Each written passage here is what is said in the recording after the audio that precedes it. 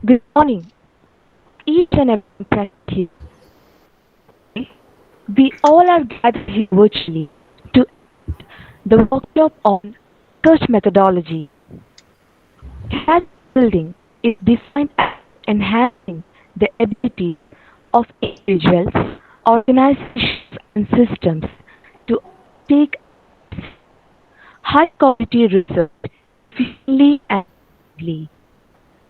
Each capacity building starts a local effort within people discolate to all on people sanitation capacity to develop institutional capacity to meet a defined goal. Lack of scalability would result in inability to meet the goals. So, today's session is all about the importance of capacity building for research, how to identify research problem and frame research objectives. So let's begin the session with a song. I'd like to invite Nisha Sebastian for the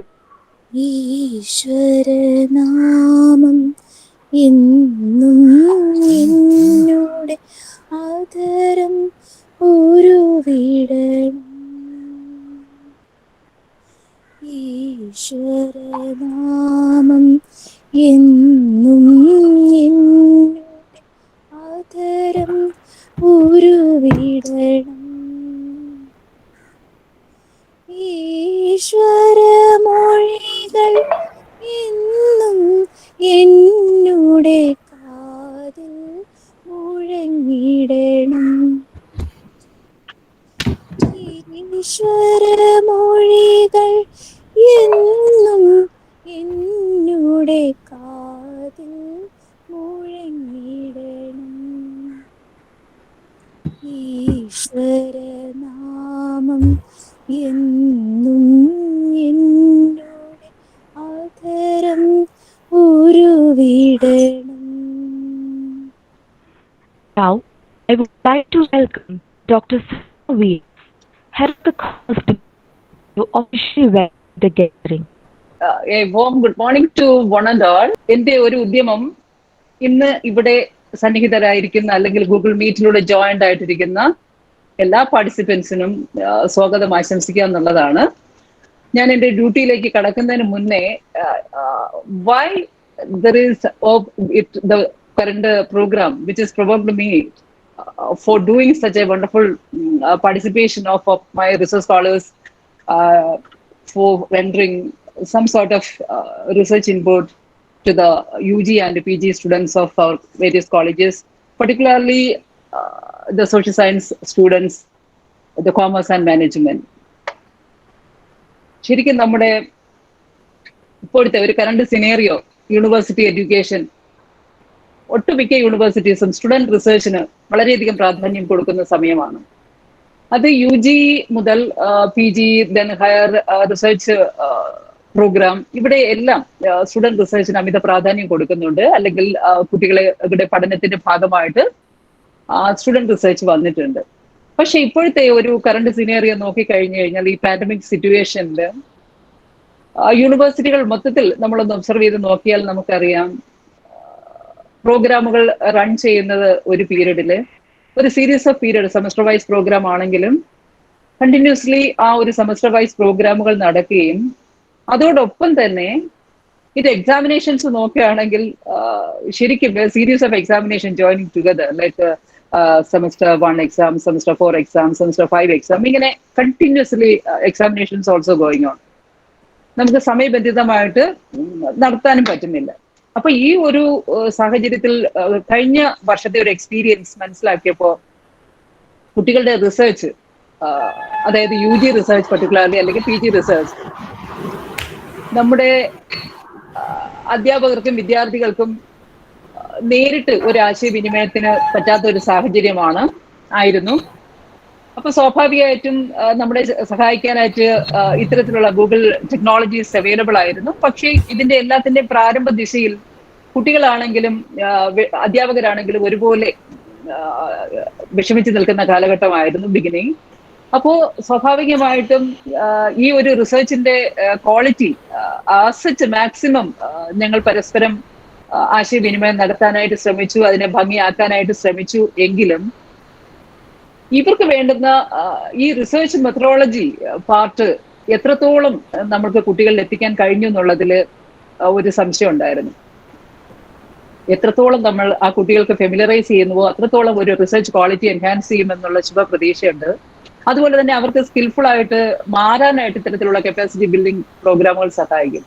അങ്ങനെ ഇരുന്നപ്പോഴാണ് ഞാൻ വിചാരിച്ചു ഇപ്രാവശ്യം എൻ്റെ UG സ്റ്റുഡൻസിന് particularly അവർക്ക് കുറച്ച് research inputs കൊടുക്കാൻ പറ്റും. നാച്ചുറലി എൻ്റെ റിസോഴ്സ് സ്കോളേഴ്സ് എനിക്ക് ഉള്ള കുട്ടികളുടെ സമ്പത്ത് ഉപയോഗിച്ച്, അല്ലെങ്കിൽ ആ ഒരു റിസോഴ്സ് സമ്പത്ത് ഉപയോഗിച്ച് ഇപ്പോഴത്തെ എൻ്റെ ആദ്യം ഞാൻ വിചാരിച്ച അങ്ങനെയാണ്, എൻ്റെ സ്റ്റുഡൻസിന്, അതായത് എൻ്റെ UG സ്റ്റുഡൻസിന് സപ്പോർട്ട് ചെയ്യാം. അപ്പോൾ ആ കുട്ടികൾക്ക് തീർച്ചയായിട്ടും ഒരു സ്കിൽ അഡീഷൻ ഉറപ്പായിട്ടും ഉണ്ടാകും എന്നുള്ളൊരു വിശ്വാസത്തിന്റെ പുറത്താണ് ഇത് പ്ലാൻ ചെയ്യുന്നത് ആദ്യം. പക്ഷെ ഞാൻ എൻ്റെ ഫ്രണ്ട്സ്, എൻ്റെ കൊളീഗ്സുമായിട്ടൊക്കെ ഡിസ്കസ് ചെയ്തപ്പോൾ എനിക്ക് മനസ്സിലായി ഇതേപോലെ വിഷമാവസ്ഥ എക്സ്പീരിയൻസ് ചെയ്യുന്ന വിദ്യാർത്ഥികൾ ആയിരിക്കാം നെയ്ബറിംഗ് കോളേജസിൽ അല്ലെങ്കിൽ അഫിലിയേറ്റഡ് കോളേജസുകളിലൊക്കെ ഉള്ള വിദ്യാർത്ഥികൾ ഈ ഒരു കോവിഡ് ടൈമിൽ അവരുടെ ഒരു പ്രൈമറി ഡേറ്റ കളക്ഷൻ സാധ്യതകളൊക്കെ പ്രയോജനപ്പെടുത്താൻ പാകത്തിന് അവർക്കൊരു സ്കിൽ എത്രത്തോളം സപ്പോർട്ട് ചെയ്യാൻ പറ്റിയിട്ടുണ്ടെന്നുള്ളൊരു സംശയം നാച്ചുറലി എനിക്കും ഉണ്ടായി. അപ്പൊ ഞാൻ വിചാരിച്ചു എന്തുകൊണ്ട് നമ്മുടെ ഈ ഒരു ചെറിയ സെഷൻ ആണെങ്കിലും ഇതേ എക്സ്പീരിയൻസസ് ഉള്ള കോളേജുകളിലെ കുട്ടികൾക്കും കൂടെ എത്തത്തക്ക രീതിയിൽ സംഘടിപ്പിച്ചുകൂടാ എന്നുള്ളൊരു തോട്ടിന്റെ പുറത്താണ് ഈ ഒരു പ്രോഗ്രാം ഈ രീതിയിൽ വിഭാവനം ചെയ്യാമെന്ന് വിചാരിച്ചത്. അപ്പൊ സ്വാഭാവികമായിട്ടും ഈ ഒരു ടെക്നോളജി നമ്മൾ ഗ്രാജുവലി യൂസ് ചെയ്യാനൊക്കെ പഠിച്ചു. അപ്പോൾ അത് കുട്ടികളുടെ എക്സ്പീരിയൻസ്ഡ് ആണ്. അവരുടെ ക്ലാസ് സെഷൻസും അതുപോലെ തന്നെ മറ്റ് പ്രാക്ടീസസ് എല്ലാം ഈ ഒരു മെത്തഡോളജിയിലൂടെ അവര് സ്വായത്തമാക്കി.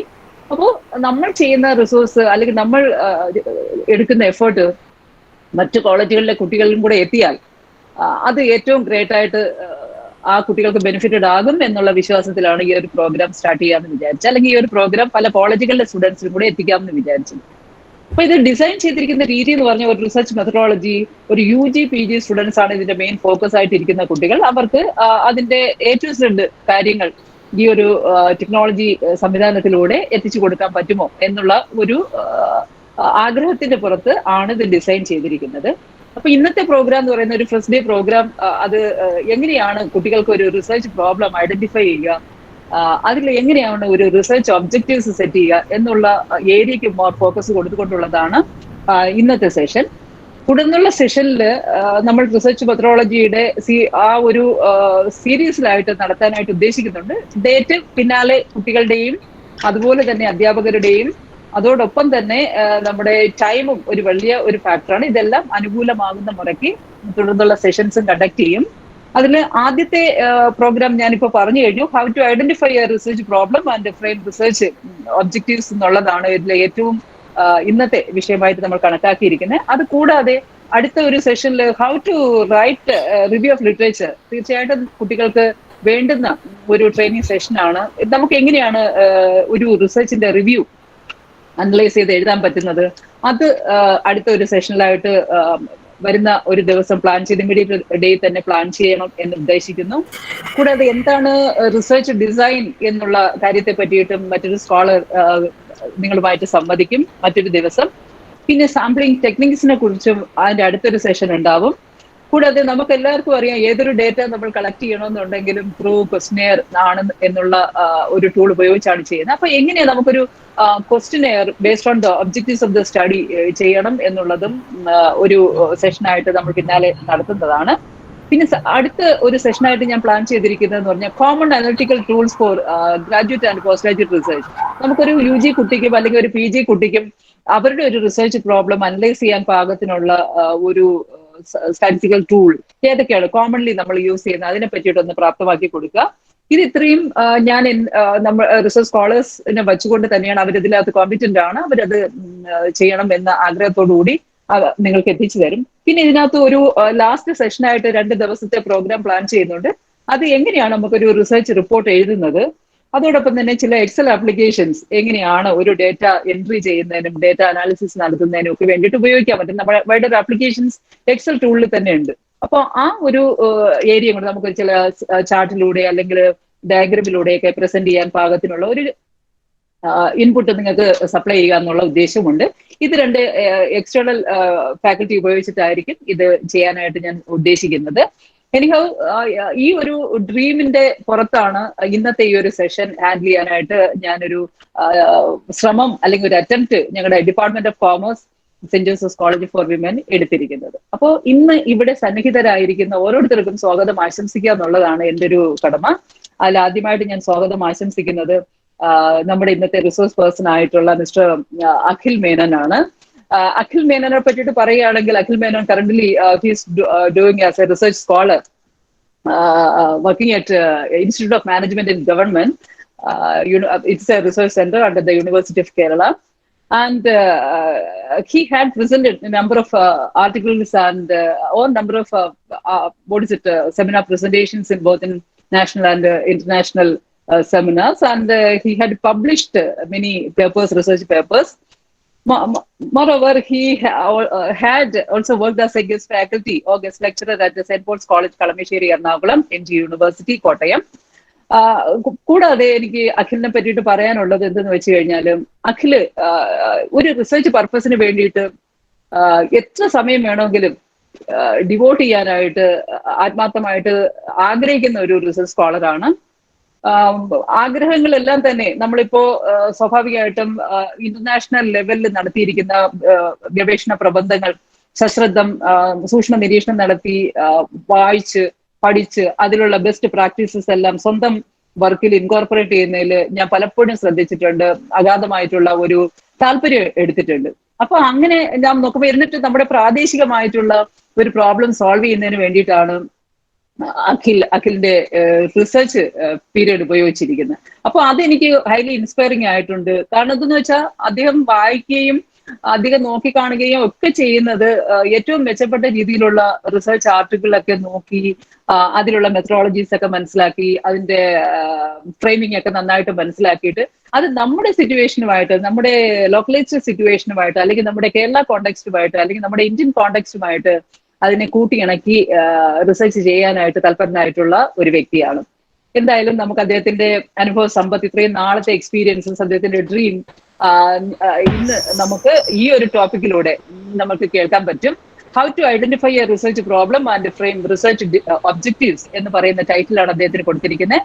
അപ്പോൾ ഞാൻ അഖിൽ മേനനെ നമ്മുടെ ഇന്നത്തെ വർക്ക്ഷോപ്പിന് വേണ്ടിയിട്ട് നമ്മുടെ സെന്റ് ജോസഫ്സ് കോളേജിന്റെ പേരിലും അതുപോലെ ഡിപ്പാർട്ട്മെന്റ് ഓഫ് കോമേഴ്സിന്റെ പേരിലും ഇവിടെ സന്നിഹിതരായിരിക്കുന്ന ഓരോരുത്തരുടെ പേരിലും ഞാൻ ഹാർദവമായിട്ട് സ്വാഗതം ചെയ്യുകയാണ്.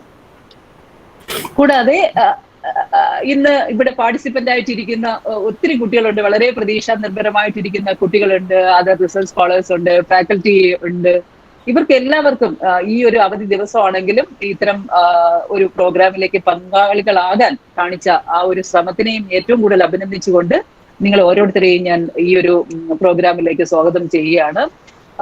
ഏറ്റവും ഒടുവിലല്ല, എന്നാൽ ഏറ്റവും ആദ്യമായിട്ട് വേണമെങ്കിൽ കണക്കാക്കാം. എന്റെ ഏതൊരു റിസർച്ച് വർക്കിനും അല്ലെങ്കിൽ ഇത്തരം പ്രാക്ടീസസിനും ഏറ്റവും ശക്തരായിട്ടുള്ള പിന്തുണ എന്ന് പറയുന്നത് എന്റെ ഡിപ്പാർട്ട്മെന്റിലെ കോമേഴ്സ് സ്റ്റുഡൻസ് ആണ്. അവരെയും ഈ ഒരു പ്രോഗ്രാമിലേക്ക് ഞാൻ ഏറ്റവും ഹാർദവമായിട്ട് സ്വാഗതം ചെയ്യാണ്. നമുക്കിപ്പോ ഇനി അടുത്ത് ഈ ഒരു സെഷൻ ഹാൻഡിൽ ചെയ്യുന്നതിന് വേണ്ടിയിട്ട് ഞാൻ അഖിൽ മേനനെ ഹാർദവപൂർവ്വം സ്വാഗതം ചെയ്യുന്നു. ഇനി നമുക്ക് അഖിൽ മേനന് പറയാനുള്ളത് എന്താണെന്ന് കേൾക്കാം. ടോപ്പിക് ഒന്നുകൂടെ പറയാം. How to identify a research problem and frame research objectives. Hearty welcome, and I personally invite you, Akhil Menon, for handling this session. Thank you all. Thank you, Miss. അപ്പോൾ എല്ലാവർക്കും ഒരു ഷോർട്ടായിട്ടുള്ള ഡിസ്ക്രിപ്ഷൻ എന്നെ പറ്റി മനസ്സിലായെന്ന് വിചാരിക്കുന്നു. ഞാൻ ബേസിക്കലി ബാങ്കിങ് അല്ലെങ്കിൽ financial ഇൻസ്റ്റിറ്റ്യൂഷൻസിന്റെ financial inclusion, അതേപോലെ ബാങ്കിങ് ഇൻസ്റ്റിറ്റ്യൂഷനെ പറ്റിയാണ് റിസർച്ച് ചെയ്യണത്. ബേസിക്കലി ഇന്ന് പൊതുവെ ഇത്രയും പേര് ഓൾമോസ്റ്റ് 135 പാർട്ടിസിപ്പൻസ് പങ്കെടുത്തിട്ടുണ്ട്. അതിൽ I feel there are research scholars and well as professors also. But basically this presentation is basically കുറച്ചും കൂടി ഇൻറ്റൻറ്റ് ചെയ്തേക്കുന്നത് degree graduate students and post graduates ആയതുകൊണ്ട് കുറച്ച് സിമ്പിൾ ആക്കാൻ ഞാൻ ശ്രമിച്ചിട്ടുണ്ട്. ബട്ട് ഈ ഒരു ഇത് I have left something for all of you to think. ഒരു 2-3 നമ്മളിതൊരു വർക്ക്ഷോപ്പ് ആയതുകൊണ്ട് it's a practical training. I am making you or helping you to experience എന്താണ് ഒരു റിസർച്ച് പ്രോബ്ലം എന്നുള്ളത് എക്സ്പീരിയൻസ് ചെയ്യാൻ വേണ്ടിയിട്ടാണ് ഞാൻ ബേസിക്കലി ഇത് യൂസ് ചെയ്യുന്നത്. അപ്പോൾ it has something for every one, even if it is for professors as well as research scholars. Apart from that, graduates and postgraduate students, what I aim is research problem nullathu. I feel it is a very difficult thing to actually identify. Even at a doctorate level, what we could see is most of the scholars or most of these researchers are not able to actually identify or formulate a good research problem. Appo at even a doctorate level volum it's a difficult task. Even if I take the class, ഒരു പരിധി വരെ എനിക്ക് പറയാം may be only out of this 130 people, may be only 50 people might be understanding the class. So it's not a very easy concept, but still I would like you to hear it till the end. ഞാൻ ഒരുപാട് അങ്ങോട്ട് നീട്ടിക്കൊണ്ടു പോകില്ല, but we'll start with it. And welcome to my class. It's a very informal class. Anybody could raise your, I feel some of you are raising your hands or etc. We'll give you an option to talk. കുറച്ചും കൂടി കഴിഞ്ഞിട്ട് through the end, towards the end നമുക്ക് വേണമെങ്കിൽ ഒരു discussion ഉണ്ട്. അപ്പോൾ will take the class. Apart from that periodic ആയിട്ടുള്ള ബ്രേക്സിൽ we could also have a discussion. So will start on with our workshop.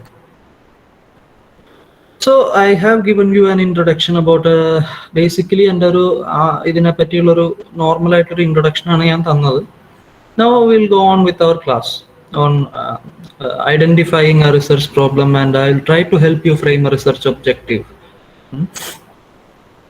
See, you could see these two photos. ഈ രണ്ട് ഫോട്ടോസിൽ to individuals, animations ആണെങ്കിൽ പോലും two individuals are doing two different things. അപ്പോൾ basically രണ്ട് photos ഉണ്ട്. among these two photos, let me say to you, the first one, ഒരു lady is looking at a microscope and doing something. The other person is looking at the screens and they seem to be like charts, movement of some share prices or something. So what are they two doing actually?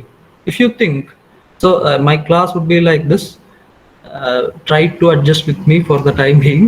So what are these people doing? Actually, they are doing research. So what is research? ഇതൊരു informal ആയിട്ടുള്ള definition ആണ്. There's nothing formal in it. But research, what I define research is, it's a creation of a new knowledge. Just imagine, അവർ ചെയ്തുകൊണ്ടിരിക്കുന്ന കാര്യം അവർക്ക് already അറിയാത്തൊരു കാര്യം. അതായത് എല്ലാം അറിയണതാണെങ്കിൽ അവർ റിസർച്ച് ചെയ്യേണ്ട കാര്യമില്ല. അവർ why are they looking through the microscope or why are they looking through the screens? Basically, they are trying to create something or understand something by using the existing knowledge or concept. Other throughout, what are they doing? In a new and a creative way, they are trying to generate new concepts or methodologies, etc. So, why we do research? Actually, why we do research? There are different things. We do research for getting PhDs, or you do research for actually satisfying your grades. നിങ്ങൾക്ക് research ചെയ്താലേ actually research project വെച്ചാലേ നിങ്ങൾക്ക് ഈ പറയുന്ന BCom degree അല്ലെങ്കിൽ post graduation degree കിട്ടുള്ളൂ. People do that for that. Other than that, നമ്മൾ പലപ്പോഴും അറിയാം ഗവൺമെന്റ് തലത്തിലോ അല്ലെങ്കിൽ policy makers, they do research. Basically എന്താണ് റിസർച്ച് ഇന്റന്റ് ചെയ്തേക്കണേന്ന് പറഞ്ഞാൽ, basically research ignites or empowers the society. എങ്ങനെ എംപവർ ചെയ്യും? Through human progress. നമ്മുടെ റിസർച്ച് കൊണ്ട് there will be human progress and societal change. ഈ societal change that again drives the need for and supports the research.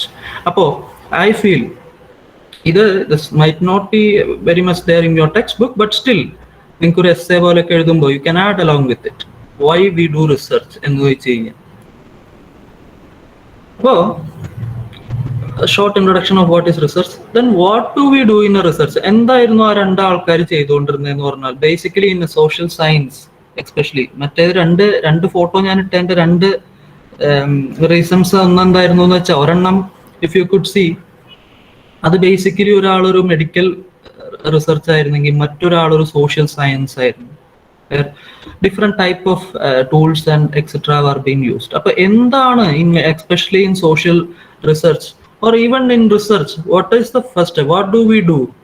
ഞങ്ങൾ as a researcher first thing we should do is identify the problem. അതുകൊണ്ടാണ് I was given an opportunity to talk today, because the first thing was identify the problem. അതാണ് ഏറ്റവും important task. ഇപ്പം ഈ ഒരു correct ആയിട്ടുള്ള problem identify ചെയ്യാൻ പറ്റില്ലെങ്കിൽ none of the steps നമുക്ക് പോകാൻ പറ്റില്ല. ഒരൊറ്റ സ്റ്റെപ്പിൽ പോലും we will not make any progress.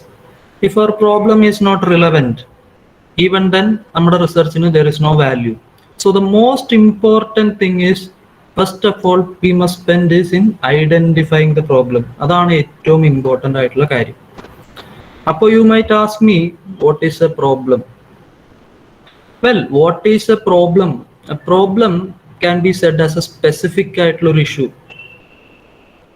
or a difficulty or a contradiction or gap in knowledge. വളരെ സിമ്പിൾ ആണ് ഒറ്റ സെന്റൻസ്, പക്ഷെ അതല്ല. Problem involves a different, not only it is not limited to this alone, but നമുക്ക് ഓരോ കാര്യങ്ങൾ we will explain it through the process of this lecture, through the process of this workshop. We will come to know what is a specific issue. നമുക്കറിയാം urban issue, housing issue, social issues ആണ്, social researchers ആണ് ഇവിടെ വന്നേക്കുന്നത്. അപ്പോൾ urban housing issue, that is A specific issue. Or difficulty, especially in finance, financial inclusion has been always a very important thing, which people are finding it difficult to access a lot of financial services such as credit especially. അതാണ് ഞാൻ ചെയ്യുന്നത്. We are studying on household credit access. Then there are contradictions. എന്താണ് ഒരു problem എന്ന് പറഞ്ഞാൽ, there is contradiction in the literature. അതും I will have a look at an example with it. So what do we do with it? Research problem എന്തായെന്ന് ഒരു simple ആയിട്ട് ഞാൻ പറഞ്ഞു. Will try to solve that problem. അപ്പോൾ ഒരു research problem or a phenomena എന്താണ്? Research problem or a phenomena is something that you are interested in. Interest ഇല്ലെങ്കിൽ കാര്യമില്ല, you will not continue with it. So there must be a normal interest in it and somewhat you must be familiar with. അതിനെപ്പറ്റി അറിവില്ലെങ്കിൽ എന്നാലും അത് ചെയ്യാൻ ബുദ്ധിമുട്ടാണ്. And would like to study it അല്ലെങ്കിൽ investigate it. Either experimental ആയിട്ട് ചെയ്യുക അല്ലെങ്കിൽ ഡിസ്ക്രിപ്റ്റീവ് ആയിട്ട്. എക്സ്പീരിമെന്റൽ സോഷ്യൽ സയൻസിലും ആക്ച്വലി എക്സ്പീരിമെന്റ്സ് ഉണ്ട്. അത് കുറച്ചും കൂടി ഹയർ എൻഡ് ആയിട്ടുള്ള കാര്യമുണ്ട്. I will not go through it in detail. Basically we descriptively describe the ക്യാരക്ടറിസ്റ്റിക്സോ എന്താണെന്നുള്ളത് ഓഫ് എ റിസർച്ച് പ്രോബ്ലം. അപ്പോൾ ദിസ് ഇസ് അബൌട്ട് മിനിമം നമ്മൾ പറയുകയാണെങ്കിൽ research problem. Since it's a hands on training, നമുക്ക് നോക്കാം an example of it. Now I would like to ഇത് കുറച്ചും കൂടി ശ്രദ്ധിക്കുക. കാരണം ത്രൂ ഔട്ട് മൈ ക്ലാസ് നമ്മൾ ഈ പറഞ്ഞ പോലെ we need an understanding of it. ഇപ്പോൾ if you see these two photos, ഞാൻ പറഞ്ഞു I am basically doing in banking case, so financial services ആയതുകൊണ്ട് തന്നെയാണ് ഇങ്ങനൊരു എക്സാമ്പിൾ എടുത്തത് നിങ്ങളുടെ അടുത്ത്. നിങ്ങളൊരു പ്രോബ്ലം ഐഡന്റിഫൈ ചെയ്യാൻ ഹെൽപ്പ് ചെയ്യുക. അതാണ് the task which is given to me. In these two cases, ഒരെണ്ണം നമുക്കറിയാവുന്ന ഒരു കേരളത്തിലെ ഇപ്പൊ ഈ അടുത്ത് നടന്നൊരു കാര്യമാണ്. കരുവന്നൂർ സഹകരണ ബാങ്കിലുള്ള ഒരു 100 crores ഒരു സ്കാം. മറ്റേത് കുറച്ചു കാലം മുമ്പ് 2019-20 ആ ഒരു കാലഘട്ടമൊക്കെ ആയപ്പോൾ പഞ്ചാബ് ആൻഡ് മഹാരാഷ്ട്ര കോപ്പറേറ്റീവ് ബാങ്കിലും ഇതേപോലത്തെ ഒരു രീതിയിലുള്ള ഒരു ഫ്രോഡ് നടന്നിട്ടുണ്ട്. ഈ രണ്ട് കേസുകളും ബേസിക്കലി ഒരു ബാങ്കിങ് സ്കാം ആണ്. അപ്പൊ ആ കോണ്ടെക്സ്റ്റ് മനസ്സിലാക്കുക. കാരണം പ്രോബ്ലം എവിടെ നിന്നാണ് വരുന്നത്? ഈ പ്രോബ്ലം എവിടെ നിന്നാണ്, ഞാൻ പ്രോബ്ലത്തിലേക്ക് വരികയാണ്. ബട്ട് ദർ ഈസ് നമ്മുടെ ഒരു സൊസൈറ്റിയിൽ ഇങ്ങനെയുള്ള രണ്ട് ഇഷ്യൂസ് ഉണ്ടായിരുന്നു. That is 2 issues, banking scams. അവിടെ നിന്ന് ഈ കരുവന്നൂർ ബാങ്കിന്റെ case some of you might know, but ഈ അതർ കേസ്, ഈ പഞ്ചാബ് ആൻഡ് മഹാരാഷ്ട്ര കോപ്പറേറ്റീവ് ബാങ്കിന്റെ കേസിൽ മാനേജിങ്, ഇത് അറിഞ്ഞിരിക്കണം. അതുകൊണ്ടാണ് ഞാൻ ഇത് പറയുന്നത്. മാനേജിങ് ഡയറക്ടർ ആയിരുന്ന ജോയ് തോമസ് എന്ന് പറയുന്ന വ്യക്തി, he actually made a lot of, അതായത് പല ഡീറ്റെയിൽസും ഓഡിറ്റേഴ്സ് പോലത്തെ ആൾക്കാരുടെ കയ്യിൽ നിന്ന് അതേപോലെ മറ്റ് ബോർഡ് മെമ്പേഴ്സിന്റെ കയ്യിൽ നിന്ന് അയാൾ ഹൈഡ് ചെയ്തു. Some loan given to HDAL അവരുടെ ഡിഫോൾട്ട് ഒക്കെ മേക്ക് ചെയ്ത്, ലോൺ എടുത്തതിൽ അവർ ഡിഫോൾട്ട് മേക്ക് ചെയ്തിരുന്ന ഡീറ്റെയിൽസ് പലതും അവർ ഒളിപ്പിച്ചു വെച്ചു. ഇൻ ദി അതർ കേസ് നമുക്കറിയാം അവിടുത്തെ ബോർഡ് പ്രസിഡന്റ് അടക്കം 3-4 സ്റ്റാഫുകളും അതേപോലെ ബോർഡ് മെമ്പേഴ്സ് അടക്കം അവിടെ പല രീതിയിലുള്ള almost which comes around at least 100 crore ആയിട്ടുള്ള ഒരു ബാങ്ക് ഫ്രോഡ് നടന്നു. പലപ്പോഴും അവര് ബിനാമി പേരുകളിൽ അതേപോലെ പലരുടെയും ഇല്ലാത്ത ആൾക്കാരുടെ പേരിൽ ലോൺ എടുത്തു. അങ്ങനെ മറ്റു കാര്യങ്ങൾ എന്താണ് എന്നുള്ളതിനേക്കാൾ ഇതിൽ നിങ്ങൾ നോക്കിയ രണ്ടെണ്ണത്തിലും ഒരു കാര്യം ഞാൻ ശ്രദ്ധിച്ച ഒരു കാര്യം, അതാണ് ഞാൻ പറയുന്നത്. Research it is not limited to this only, but ഞാൻ ശ്രദ്ധിച്ച ഒരു പോയിന്റ് എന്താന്ന് വെച്ചാൽ ആ സമയത്തുള്ള ന്യൂസ് ആർട്ടിക്കിൾസിൽ ശ്രദ്ധിച്ച 2 കാര്യമുണ്ട്. ഒരെണ്ണം ഈ പഞ്ചാബ് ആൻഡ് മഹാരാഷ്ട്ര കോപ്പറേറ്റീവ് ബാങ്കിന്റെ കേസ്, അത് ഇവിടെ നടക്കുന്ന ഒരു കാര്യം അല്ലെങ്കിൽ കൂടി ബേസിക്കലി എൻഫോഴ്സ്മെന്റ് ഡയറക്ടറേറ്റ് ഇതിന്റെ ഈ പറയുന്ന പൈസ എവിടേക്കാണ് അത് അതായത് അത് റൂട്ട് ചെയ്തേ എന്ന് നോക്കിയപ്പോ ബേസിക്കലി അത് ആ പൈസ പോയേക്കണത് മുഴുവൻ, അതാണ് അവർ ട്രാക്ക് ചെയ്തതിൽ നിന്ന് കിട്ടിയ ന്യൂസ് റിപ്പോർട്ട്സ് പ്രകാരം it is in a trust. ആ ട്രസ്റ്റിൽ basically it is been held by a Shiv Sena MP, whoever it is. ഇതാണ് what comes in newspaper reports. ഇത് കറക്റ്റ് ആണോ തെറ്റാണോ എന്നൊന്നും I am not getting in to those controversies. And in the other case ഒരു കാര്യവും ഞാൻ ശ്രദ്ധിച്ചു, അവിടത്തെയും ബോർഡ് പ്രസിഡന്റ് ആരായിരുന്നു? ഇറ്റ്സ് എ പൊളിറ്റിക്കൽ പാർട്ടിയിലുള്ള അംഗമായിരുന്ന ഒരാളായിരുന്നു. But later he was expelled. പക്ഷേ രണ്ടെണ്ണം തമ്മിലുള്ള ഒരു കണക്ഷൻ നോക്കുക, there is a political intervention in it. അല്ലെങ്കിൽ ഉണ്ട് എന്നല്ലെങ്കിൽ at least there is an allied political intervention in this thing. So അവിടെയാണ് നമ്മുടെ ഒരു ഇഷ്യൂ ആയിട്ട് ഞാൻ കണ്ടുപിടിച്ചൊരു കാര്യം. ബാങ്കിങ് ആയിട്ടുള്ള പ്രത്യേകിച്ച് കോപ്പറേറ്റീവ് സ്കാമുകളിൽ there is an intervention of political leaders in it. At least there is an allied. ഇത് ആദ്യമേ ഞാൻ പറഞ്ഞു നിങ്ങളെ തീർക്കല്ല, but look at it how the problem was. ഞാൻ ഉദ്ദേശിച്ചത് the problem what we could identify is local politicians use these cooperative institutions for personal gain and binami transaction, for personal gain itself. The problem was, though the Reserve Bank has put in ways to check or prevent such cases, they are still rampant. Adana research the problem which I would like to communicate. Appo what I did, I looked at the literature ennu parnu kayna basically articles or books etc. And what I could find is, എന്തുകൊണ്ടാണ് ഞാൻ ഈ political intervention എന്ന് പറയാൻ കാരണം political intervention and micro management of bank എന്നുള്ളത് it's the reason for the non performing assets ഒരുപാടുണ്ട് എന്നുള്ള news papers ഒക്കെ നിങ്ങൾ വായിച്ചു കഴിഞ്ഞാൽ നമുക്കറിയാൻ പറ്റും. Political intervention was said to be one of the reasons for that. അപ്പോൾ അതുകൊണ്ട് ഐ തോട്ട് മൈ ഹൈപ്പോത്തസിസ്, അതാണ് ഹൈപ്പോത്തസിസിലേക്ക് ഒരുപാട് നമ്മൾ ഇതിലേക്ക് പോകണില്ല, ബട്ട് ഐ അസ്യൂംഡ് എന്താണെന്നുള്ളത് ഹൈപ്പോത്തസിസ് ഇത്ര മനസ്സിലാക്കിയാൽ മതി.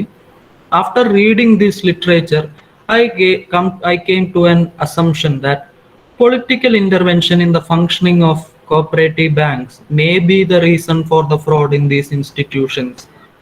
ആക്ച്വലി ഇത് ആരെങ്കിലും സമ്മതിക്കുമോ എന്ന് ചോദിച്ചാൽ എന്ന് പറഞ്ഞാൽ പ്രത്യേകിച്ച് ഈ ബോർഡ് മെമ്പേഴ്സോ അല്ലെങ്കിൽ മറ്റു രാഷ്ട്രീയക്കാരോ അല്ലെങ്കിൽ society in a whole, may be some of the people would say രാഷ്ട്രീയക്കാർ കൊണ്ടാണ് എന്നില്ല, അത് ആ വ്യക്തികൾ കാണിച്ച ഒരു വൺ ഓഫ് ആൻ ഇൻസിഡന്റ് ആണ് എന്നൊക്കെ പറഞ്ഞ് ന്യായീകരിക്കാം. But look at the case. Among these 2 cases, basically there was intervention of political parties in it. Even though CPM direct ആയിട്ട് ചെയ്തെന്നോ അല്ലെങ്കിൽ any other party ചെയ്തെന്നല്ല, but political leaders were indeed involved in it. ആ അസംഷനിൽ നിന്ന് I drafted a research question. Should political parties involve in the functioning of banking institutions? പ്രത്യേകിച്ച് if you are having a membership in some political party, should he be allowed to function in the board of these banking institutions?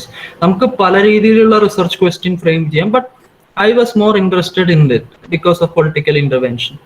And my objective in that case was to investigate the involvement of political parties in loan dispersal in cooperative banks. ഇതെങ്ങനെയാണ് frame ചെയ്യുക എന്നുള്ളതാണ് നമുക്ക് mainly അറിയേണ്ടത്. പക്ഷെ ഇത് I said it before, നമുക്ക് will get on with some more examples. But initially തന്നെ ഞാനിത് പറയാൻ കാരണം this is what is been expected of you. ഒരു റിസർച്ച് പ്രൊജക്ട് ചെയ്യുമ്പോൾ first of all you must understand the context. അതെവിടെ നിന്ന് കിട്ടി? പേപ്പർ വായിക്കുമ്പോൾ നമുക്ക് മനസ്സിലാവാം ഇങ്ങനെയുള്ള ഫ്രോഡുകൾ ഇവിടെ നടന്നു. ആ കോണ്ടെക്സ്റ്റ് മനസ്സിലാക്കി കോണ്ടെക്സ്റ്റ് മനസ്സിലാക്കി കഴിഞ്ഞപ്പോഴാണ് വാട്ട് വി റിയലൈസ്ഡ് ഈ ബോത്ത് കേസസിലും ചിലപ്പോൾ there was political intervention in some of them. In some case political leaders were involved. അപ്പൊ എന്ത് ചെയ്തു? I went back to the literature. ഈ research problem can be the last one, but I went back to the literature and what I saw from that, I saw that political intervention actually അത് ലിറ്ററേച്ചറിലുള്ള ഒരു കാര്യമാണ്. അതായത് in text books it is said that that can be one of the reason for bad loans. അവിടെ നിന്ന് what I made an assumption. എന്ത്? ആ assumption ആണ് നമ്മൾ പഠിക്കുന്നത്. ഡിഡ് പൊളിറ്റിക്കൽ ഇന്റർവെൻഷൻ അതുകൊണ്ടാണോ? Is it very common? അല്ലെങ്കിൽ ഇത് ഇവർ പറയുന്ന പോലെ വൺ ഓഫ് ആൻ ഇൻസിഡന്റ് ആണോ എന്നുള്ള ഒരു അസംഷൻ ഐ മെയ്ഡ്. ആ അസംഷനിൽ നിന്ന് ഞാൻ എന്ത് ചെയ്തു? I made a question, should they involve? അവിടെ നിന്ന് എന്ത് ചെയ്തു? We can make different questions or different objectives from it, but I concentrated on it. For just to give you an example, I have made it. So ഇനി just ഞാനിപ്പോ ഇത്രയും നേരത്തെ എന്റെ ക്ലാസ്സിൽ ആകെ ഞാൻ പറഞ്ഞത് what is a research problem എന്നുള്ള ഒരു ഒറ്റ സെന്റൻസിൽ basically it's a specific issue അല്ലെങ്കിൽ ഡിഫിക്കൽട്ടി ഓർ എ കോൺട്രഡിക്ഷൻ എന്ന് മാത്രമേ ഞാൻ നിങ്ങളെ പറഞ്ഞു തന്നുള്ളൂ. But I have come to a lot now. ഇനി നമുക്ക് വി ക്യാൻ ഗോ ബാക്ക്. ഇനി ഓവർവ്യൂ കിട്ടിയത് കൊണ്ട് നമുക്ക് we can go back and see എവിടെ നിന്നാണ്, where do you find a problem. അതാണ് നിങ്ങൾക്ക് ശരിക്കും റിസർച്ചിന് പ്രത്യേകിച്ച് ഈ റിസർച്ച് പ്രൊജക്ട് ഒക്കെ ചെയ്യുമ്പോൾ നിങ്ങൾക്ക് വേണ്ട ഒരു കാര്യം. Where do you find a problem or a phenomena? എവിടെ നിന്ന്, വിച്ച് സോഴ്സസ് ക്യാൻ ബി?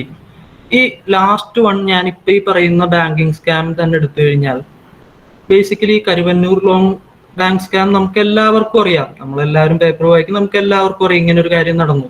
അപ്പോൾ from personal experience that you are interested, ഈ വായിച്ചത് കൊണ്ട്, അതല്ലെങ്കിൽ ചിലപ്പോൾ അവിടെ ആ പറ്റിക്കപ്പെട്ട ഒരാളാണെങ്കിലും from his personal experience, or in other case നമ്മളെല്ലാവരും in case of social science ആദ്യത്തെ ആ ഒരു സ്ലൈഡിലേക്ക് പോയി ചിന്തിച്ചറിയാം. നമ്മൾ ബേസിക്കലി അതൊരു മൈക്രോസ്കോപ്പ് വെച്ച് നോക്കിയ പോലെ അല്ല സോഷ്യൽ സയൻസ് ചെയ്യുക, അതൊരു മെഡിക്കൽ സയൻസ് സബ്ജക്റ്റ് ചെയ്യും. പക്ഷെ നമ്മളിവിടെ വി ഒബ്സർവ്, നമ്മൾ പഠിക്കുന്നത് തന്നെ ഒരു സോഷ്യൽ ഫിനോമിനനാണ്. ആ സോഷ്യൽ ഫിനോമിനെ നമ്മൾ അവർ മൈക്രോസ്കോപ്പിൽ വെച്ച് പഠിക്കുമെങ്കിൽ നമ്മൾ പഠിക്കുന്നത് ത്രൂ ഒബ്സർവേഷൻ ആണ്, വിത്തൗട്ട് ബേസിക്കലി ബീങ് ഇൻവോൾവ്. ചില കേസുകൾ അതാണ് ആ എക്സ്പെരിമെന്റിന്റെ കേസ് പറഞ്ഞ there are other cases, different methods ഉണ്ട് ഒരു സോഷ്യൽ ഫിനോമിനൻ പഠിക്കാൻ. അപ്പോൾ ഫ്രം പേഴ്സണൽ എക്സ്പീരിയൻസ്. ഇനി അതർ കേസ് അതില്ലെങ്കിൽ ഇപ്പൊ നിങ്ങൾക്ക് you are not much very trained, എന്ത് ചെയ്യും? So you attend these seminars, workshop which is being conducted in universities, അല്ലെങ്കിൽ in case of different meetings. ഇപ്പൊ ന്യൂസിൽ കാണാം പല ന്യൂസ് ഡിസ്കഷൻസ് ത്രൂ. അത് ന്യൂസ് ഡിസ്കഷൻസ് എല്ലാ ദിവസവും നമുക്കറിയാം നമ്മുടെ ന്യൂസ് ചാനലുകൾ there are debates. You just go on. ഇപ്പൊ നിങ്ങൾ ബിസിനസ് ഏരിയ ആണെങ്കിൽ you just look on to CNN അങ്ങനെയുള്ള ചാനൽസിലൊക്കെ പോയി, NDTV പ്രോഫിറ്റ് ഒക്കെ പോലത്തെ ചാനലിൽ പോയി ഹിയർ ദെയർ ഡിസ്കഷൻ. അപ്പൊ നമുക്ക് അറിയാൻ പറ്റും what are the problems, economic issues, what are the financial issues there. Then you discuss with your experts, with your process or industrial experts. ഈ ഒരു ഡിസ്കഷനിൽ കൂടെ പോലും you get to know what a problem or a phenomena is. Then the other case which I said, literature. അത് നമുക്ക് സ്വന്തമായിട്ട് ചെയ്യാവുന്ന കാര്യമാണ്. From literature എന്ന് പറയുമ്പോൾ as of what I think, പ്രത്യേകിച്ച് ഒരു ഗ്രാജുവേറ്റ് സ്റ്റുഡൻ്റ് ആണെങ്കിൽ you basically think text books. അങ്ങനെ text books is also okay, but basically research ആദ്യം നടക്കുന്നത് വിൽ പബ്ലിഷ് അവർ വർക്ക് ഇൻ ആർട്ടിക്കിൾസ്, ജേർണൽസ്. ആ ജേർണൽസ് ആർട്ടിക്കിൾസ് അവിടെ നിന്നാണ് പിന്നീട് അത് വേണമെന്നില്ല, but basically that is how data comes on to books. ആ ബുക്സ് ആണ് പിന്നീട് നിങ്ങൾ പഠിക്കുന്നത്. So the primary thing may be you can go to articles, journals etcetera. അതേപോലെ വൺ ഇമ്പോർട്ടൻറ്റ് തിങ്, ഒരു ഹെൽപ്പ് നിങ്ങൾക്ക് വേണമെങ്കിൽ, നിങ്ങൾക്കും ഇത്രയും ബുദ്ധിമുട്ടാണ്, വേറൊരു അഡീഷണൽ ആയിട്ട് അതിൻ്റെ ഒപ്പം നിങ്ങൾക്ക് വേണമെങ്കിൽ വല്ല ടോപ്പ് റിസർച്ചേഴ്സ്, ഇപ്പൊ സോഷ്യൽ സയൻസ്, ബാങ്കിങ്ങിന് ഫിനാൻഷ്യൽ എക്കണോമിക്സ് എന്ന് പറയുന്ന ഒരു ടോപ്പിക്, ഒരു ഏരിയ. ബേസിക്കലി ഫിനാൻസ് പഠിക്കുന്ന ആൾക്കാരാണെങ്കിൽ ബികോം നിങ്ങൾ ഏതാണെന്ന് അറിയില്ല എനിക്ക്, ഫിനാൻസ് പഠിക്കുന്നതാണ്. ഫിനാൻഷ്യൽ എക്കണോമിക്സ് എന്നൊരു ഏരിയ ഉണ്ട്. അതിൽ one of the biggest researchers എന്ന് പറഞ്ഞു കഴിഞ്ഞാൽ ഇന്ത്യയുടെ RBI ഗവർണർ ആയിരുന്ന രഘുരാം രാജൻ തന്നെയാണ്. അപ്പൊ അങ്ങനെയുള്ള അദ്ദേഹത്തിന്റെ റിസർച്ച് എന്തായിരുന്നു, അല്ലെങ്കിൽ എന്താണ് അദ്ദേഹം റിസർച്ച് ചെയ്യണേ, ആ റിസർച്ചിൽ നിന്നും നമുക്ക് ചെറിയ ചെറിയ പ്രോബ്ലം ഇവിടുത്തെ കേസിലേക്ക് നമുക്ക് പഠിക്കാൻ പറ്റുമോ എന്ന് നോക്കാം. ഇതല്ലാണ്ട് അപ്പൊ നിങ്ങൾ ചോദിക്കും ഈ ജേർണലിൽ നിന്ന് എങ്ങനെ മനസ്സിലാക്കും ബേസിക്കലി ഒരു ജേർണൽ ആർട്ടിക്കിളിലെ ഇൻട്രൊഡക്ഷൻ ആയിട്ടുള്ള ഒരു 4-5 പാരഗ്രാഫിൽ തന്നെ they will state the problem clearly പറയുകയാണെങ്കിൽ. അപ്പാർട്ട് ഫ്രം ദാറ്റ് ഇത് ഒരു ഇത്ര നേരം തിയററ്റിക്കലായിട്ട് ഞാൻ പറഞ്ഞെങ്കിലും technically there are academic research database.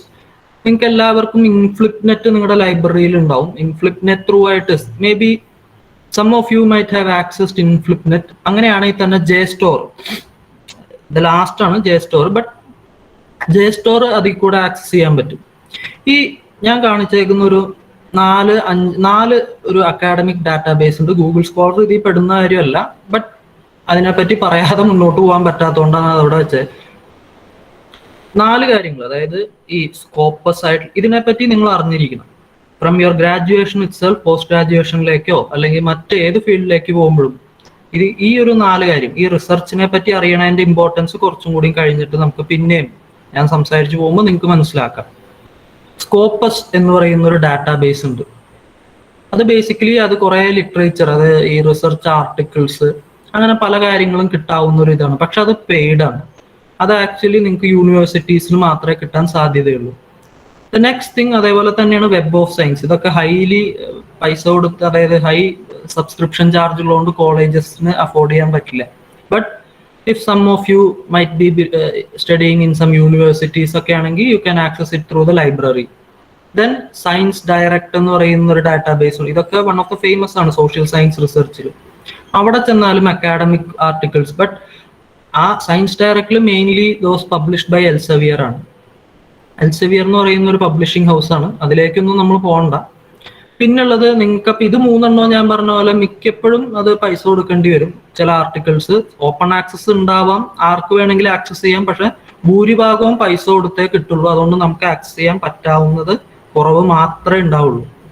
അപ്പോഴാണ് ഈ റിസർച്ച് ആർട്ടിക്കിൾസ് ഒക്കെ എടുക്കാൻ വേണ്ടിയിട്ട് directory of open access journals ഉണ്ട്. അതെല്ലാവർക്കും ആക്സസ് ചെയ്യാൻ പറ്റുന്നതാണ്. ആ DOAJ എന്ന് പറയുന്ന ഇതിൽ നോക്കി നിങ്ങൾ നെറ്റിൽ ഗൂഗിളിൽ അടിച്ചു നോക്കി അതിൽ ത്രൂ ആയിട്ട് നമുക്ക് ചില ജേർണൽസ് കിട്ടും. അതിൽ നിങ്ങളുടെ ഏതെങ്കിലും ആർട്ടിക്കിൾസ് ആ ഏരിയ റിലേറ്റഡ് ആയിട്ടുള്ള ജേർണലിൽ നിങ്ങളുടെ ആർട്ടിക്കിൾ ഉണ്ടെങ്കിൽ അത് നിങ്ങൾക്ക് നോക്കാം. പിന്നുള്ളത് ഞാൻ പറഞ്ഞ പോലെ JSTOR ആണ്.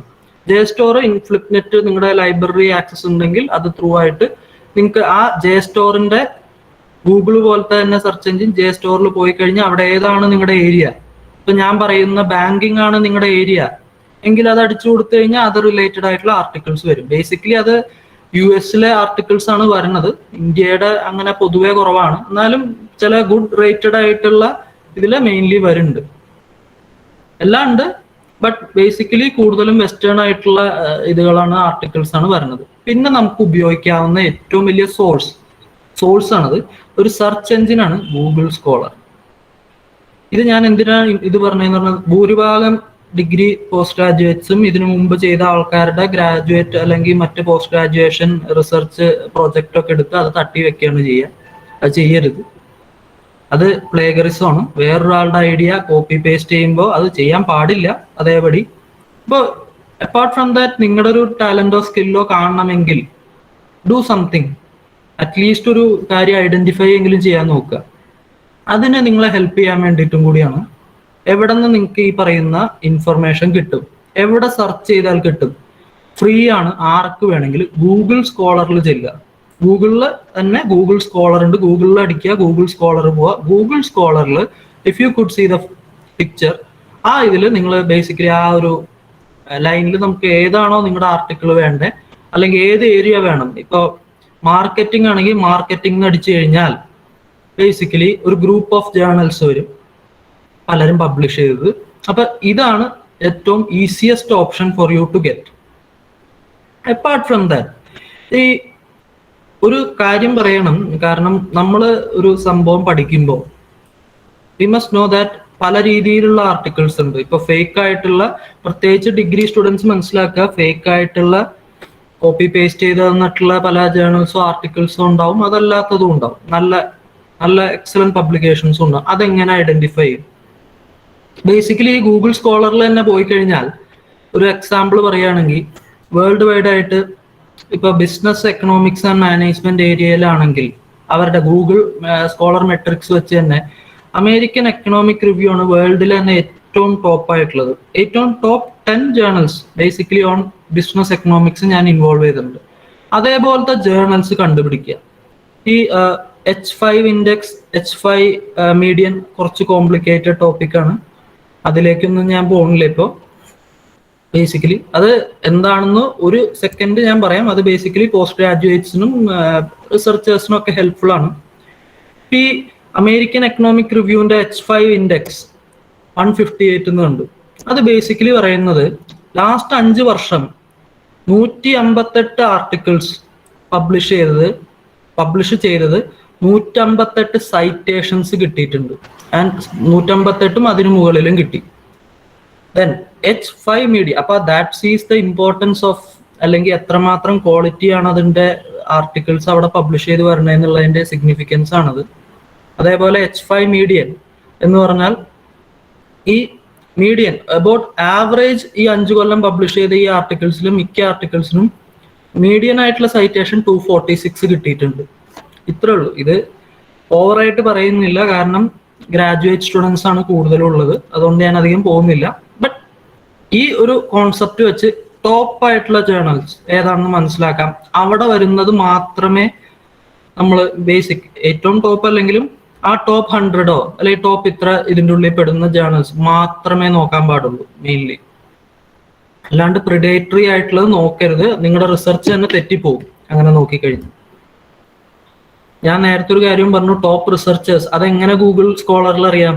ഗൂഗിൾ സ്കോളറിൽ തന്നെ ഉണ്ട് ഈ ഏരിയയിലുള്ള ടോപ്പ് റിസർച്ചേഴ്സിനെ പറ്റി. ഇപ്പൊ രഘുരാം രാജനോ ആരെങ്കിലും അടിച്ചു കൊടുത്തു കഴിഞ്ഞാൽ basic top researchers in finance ഏരിയയിൽ അടിച്ചു കൊടുത്തു കഴിഞ്ഞാൽ ഇഫ് യു കുഡ് സി ഒരു 4-5, ഇപ്പൊ ഇത് എക്സാമ്പിൾ ഓഫ് ഡിഫറെന്റ് ഒരു റിസർച്ചിന്റെ ആണ്, 4-5 ഇതിന്റെ വന്നു. അതിന്റെ അപ്പുറം അതിൽ ഏതെങ്കിലും ഒരു പ്രൊഫൈൽ ക്ലിക്ക് ചെയ്ത് കഴിഞ്ഞാൽ അദ്ദേഹം ചെയ്യുന്ന റിസർച്ചുകൾ, ഏത് ആർട്ടിക്കിളിനാണ് ഏറ്റവും കൂടുതൽ സൈറ്റേഷൻ, എത്ര പേര് അത് ആ ആർട്ടിക്കിൾ വായിച്ചു നോക്കി വേറൊരു തീസിസ് കോട്ട് ചെയ്തു എന്നുള്ളതൊക്കെ നമുക്ക് അറിയാൻ പറ്റും. അപ്പോൾ ത്രൂ ഇത് നമുക്ക് എന്താ മനസ്സിലാക്കാൻ പറ്റുക വെച്ചാൽ ടോപ്പ് ആയിട്ടുള്ള റിസർച്ചേഴ്സ് എന്ത് ചെയ്യുന്നു, ആരാണ്, ഇവരുടെ വർക്കിൽ നിന്നും നമുക്ക് പഠിക്കാൻ പറ്റും എന്ത് ചെയ്യണം എന്നുള്ളതിന്. പിന്നെ ബേസിക്കലി ഞാൻ ഈ പറഞ്ഞ പോലെ എവിടെ നിന്ന് എന്ത് പഠിക്കണം എന്നറിയില്ലെങ്കിൽ നീച്ച ഏരിയാസ്, ദാറ്റ് ഈസ് അധികമായിട്ട് ഓവറായിട്ട് റിസർച്ച് ചെയ്യാത്ത ഏരിയാസ്.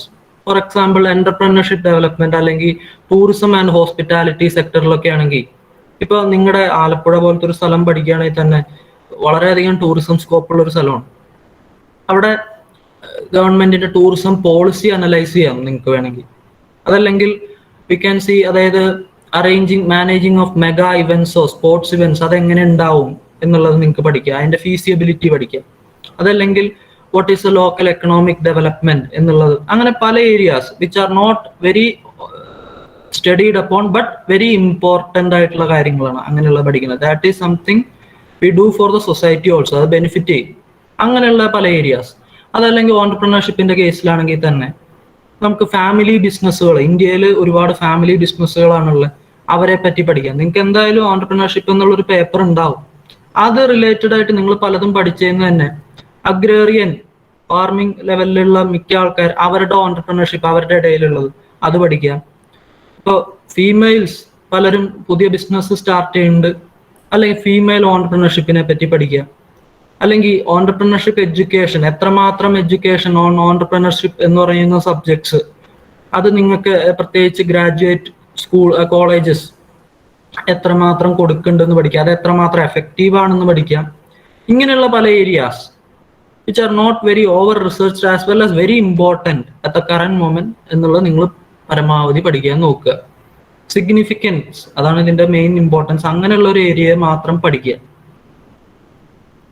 ഇതൊന്നുമില്ല, ഞാൻ പറഞ്ഞു നമ്മുടെ ഒരു ഇത് എവിടെ നിന്ന് എങ്ങനെ, എനിക്ക് പേഴ്സണൽ എക്സ്പീരിയൻസ് ഇല്ല, ഞാൻ ബുക്ക് വായിക്കില്ല, അങ്ങനെയുള്ള പല കാര്യങ്ങളാണെങ്കിൽ ബേസിക്കലി നിങ്ങളുടെ പേഴ്സണൽ എക്സ്പീരിയൻസ് കുറച്ചും കൂടി മെച്യൂരിറ്റി വേണം. യു മസ്റ്റ് അണ്ടർസ്റ്റാൻഡ് എങ്ങനെ എന്ത് പഠിക്കണം എന്നുള്ളതിന് ഒരു 5 കാര്യങ്ങൾ ഞാൻ ഒരു ഹെൽപ്പ് ചെയ്യാൻ വേണ്ടി ഞാൻ നിങ്ങളെ ഇത് ചെയ്യുന്നുണ്ട്. ഒരു ഡിഫിക്കൽട്ടി, ഞാൻ ആദ്യം പറഞ്ഞ ഒരു പ്രോബ്ലം എന്ന് പറഞ്ഞാൽ തന്നെ ഒരു ഡിഫിക്കൽട്ടിയാണ്. അപ്പൊ ഒരു ഡിഫിക്കൽട്ടി പഠിക്കുക.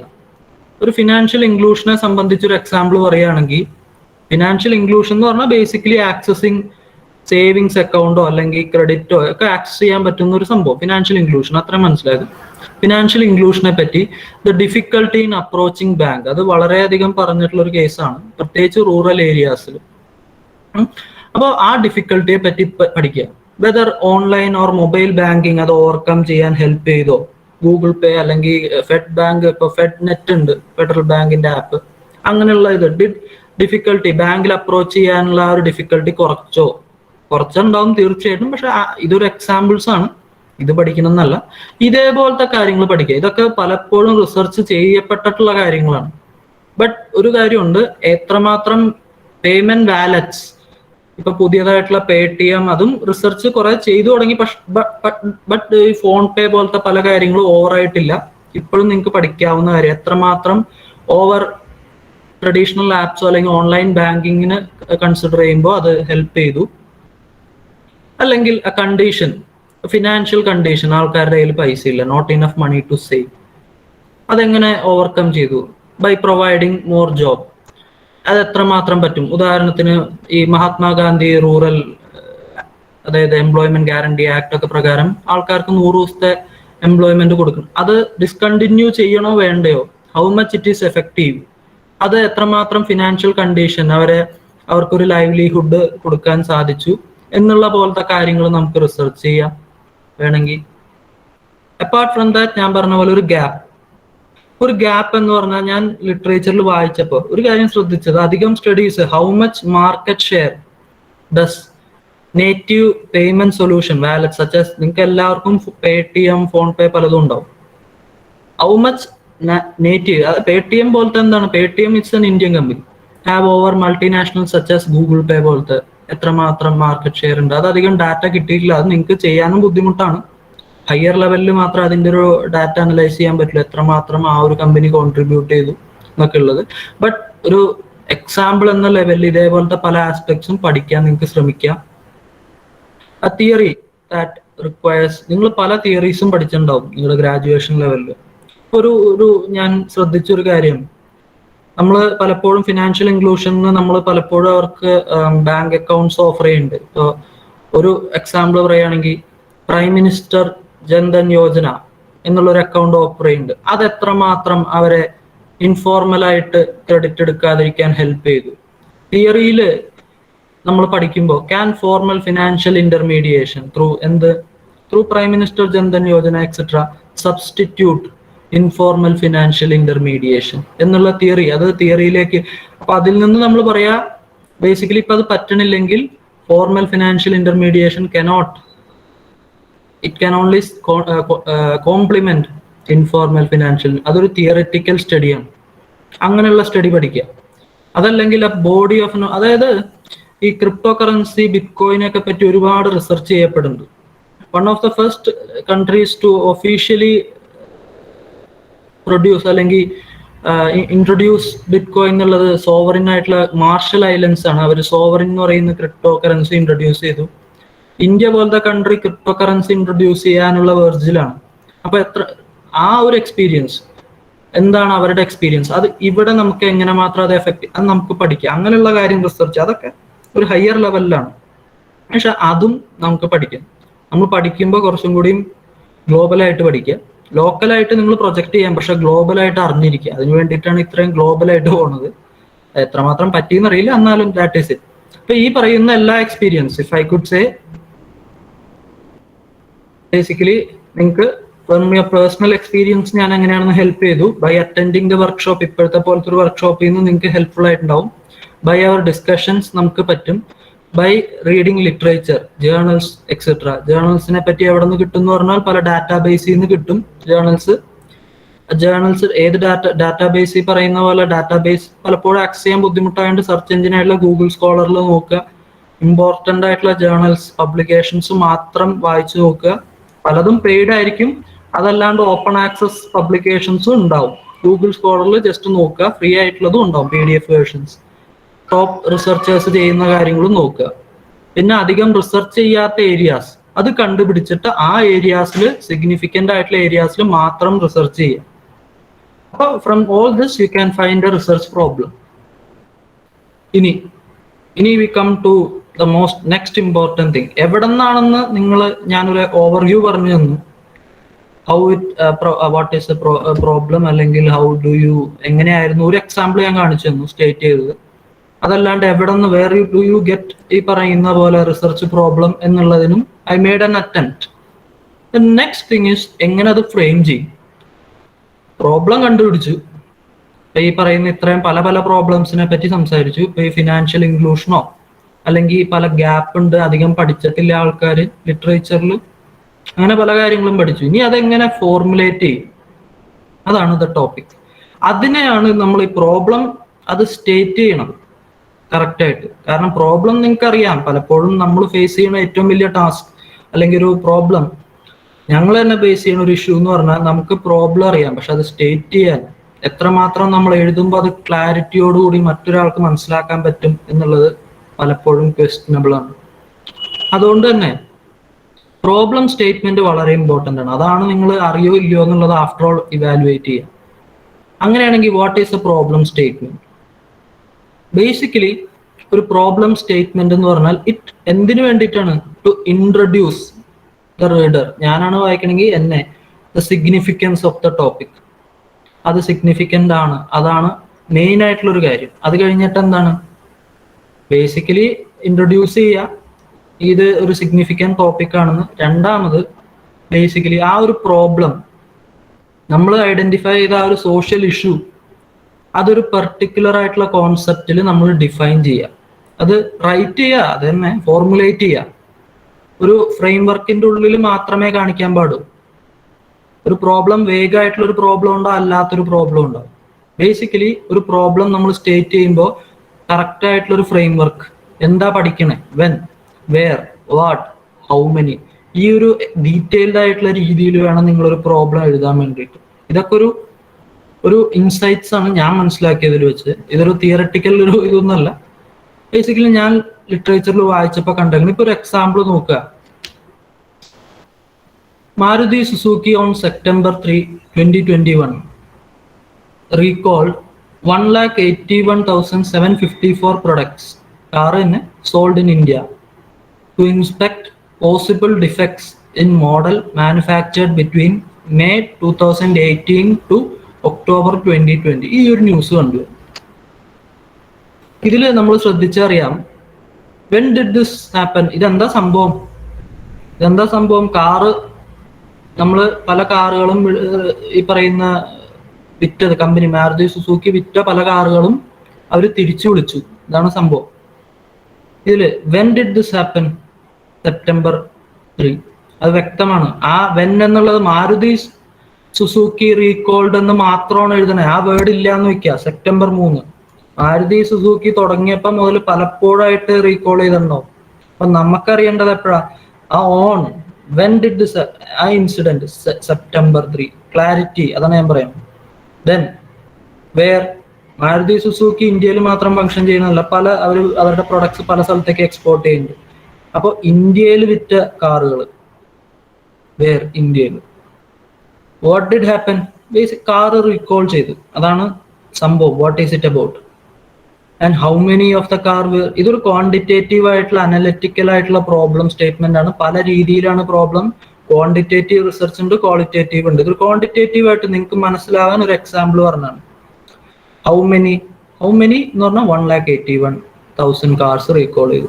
ഇതിൽ നിന്ന് ഒരു ക്വാണ്ടിറ്റേറ്റീവ് ആയിട്ടുള്ള സ്റ്റേറ്റ്മെന്റ് നമുക്ക് മനസ്സിലാവും. Maruti Suzuki on September 3 recalled, what എന്നുള്ള റീകോൾഡ് 181,000 കാർസ് സോൾഡ് ഇൻ, എവിടെ? In India. എന്തിനു വേണ്ടി? ടു ഇൻസ്പെക്ട് പോസിബിൾ ഡിഫെക്ട്സ് എന്നുള്ളത് ഒരു എക്സാമ്പിൾ ആയിട്ട് പറഞ്ഞാണ് പ്രോബ്ലം സ്റ്റേറ്റ്മെന്റിന് വേണ്ടി. പിന്നെ ഇത് നിങ്ങൾ ഫോർമുലേറ്റ് ചെയ്യുകയാണെങ്കിൽ, ഇനി അതല്ലെങ്കിൽ നമുക്ക് പലപ്പോഴും ശ്രദ്ധിച്ചറിയാം, പല റിസർച്ച് ആർട്ടിക്കിൾസിൽ പല പ്രോബ്ലം സ്റ്റേറ്റ്മെന്റ്സിന്റെ എക്സാമ്പിൾസ് ഉണ്ട്. ഇപ്പൊ ഞാൻ പറഞ്ഞു what is a problem. A problem can be a specific issue, അല്ലെങ്കിൽ it can be a difficulty, അല്ലെങ്കിൽ it can be a gap in the knowledge. Specific issue എന്ന് പറഞ്ഞാൽ ഞാനൊരു ആർട്ടിക്കിൾ വായിച്ചതിൽ ശ്രദ്ധിച്ചൊരു കാര്യമാണ്. ഇത് റാൻഡം ആയിട്ടുള്ള പല ആർട്ടിക്കിൾസ്, നല്ല ഒരു ആർട്ടിക്കിൾ വായിച്ചപ്പോൾ കിട്ടിയതാണ്. ഇത് ഞാൻ ആദ്യമേ പറഞ്ഞു, ഇത് എവിടെ നിന്ന് കിട്ടും? ഇത് ആ ഇൻട്രൊഡക്ഷൻ, ഒരു റിസർച്ച് ആർട്ടിക്കിളിന് ഒരു ഇൻട്രൊഡക്ഷൻ ഉണ്ട്. ആ ഇൻട്രൊഡക്ഷനിൽ തന്നെ ഉണ്ടാവും there is a considerable concern from social welfare lobbyists among others about the associated increase in the number of individuals and families with problematic levels of personal debt. അതാണ് problem. ആ issue നോക്കൂ. there is a considerable concern among social welfare lobbyists and others about the increase in the number of individuals with problematic levels of personal debt. ആ ഒരു ആർട്ടിക്കിളിന്റെ ഒരു research problem ആയിരുന്നു, problem statement ആയിരുന്നു അത്. വേറൊരു ആർട്ടിക്കിളിൽ ശ്രദ്ധിച്ച ഒരു ഡിഫിക്കൽട്ടിയെ പറ്റിയാണ് ആ ആർട്ടിക്കിൾ പറഞ്ഞത്. Many poor and non poor people in many developing countries face a high degree of financial exclusion and high barriers in access to finance. അത് അവർ കോട്ട് ചെയ്ത അവരുടെ ആ ഒരു സ്റ്റഡിയുടെ പ്രോബ്ലം സ്റ്റേറ്റ്മെന്റ് ആണ്. ആ ഒരു ഇത് ശ്രദ്ധിച്ചു നോക്കുക. ആര്? Many poor and non poor people. എവിടെ ഉള്ളത്? Developing countries. എന്താ സംഭവം? They face a high degree of financial exclusion and high barriers എന്നുള്ളത്. ഇതൊരു ഡിസ്ക്രിപ്റ്റീവ് ആയിട്ടും അതേപോലെ അനലിറ്റിക്കലായിട്ടും പഠിക്കും. പ്രോബ്ലം സ്റ്റേറ്റ്മെന്റ് ബേസിക്കലി എന്തായിരിക്കും നിങ്ങൾ ആർട്ടിക്കിൾ വായിക്കുമ്പോൾ എന്ന് വെച്ചാൽ ഇതേ രീതിയിലായിരിക്കും. കുറേയൊക്കെ ഉണ്ടാവും, എല്ലാ ആർട്ടിക്കിളും ഇതേപോലെയല്ല. നോർമലി ഒരു പ്രോബ്ലം സ്റ്റേറ്റ് ചെയ്യണതിന്റെ ഒരു രീതി പറഞ്ഞാണ് ഗ്യാപ്പ് ഇൻ ദ നോളജ്.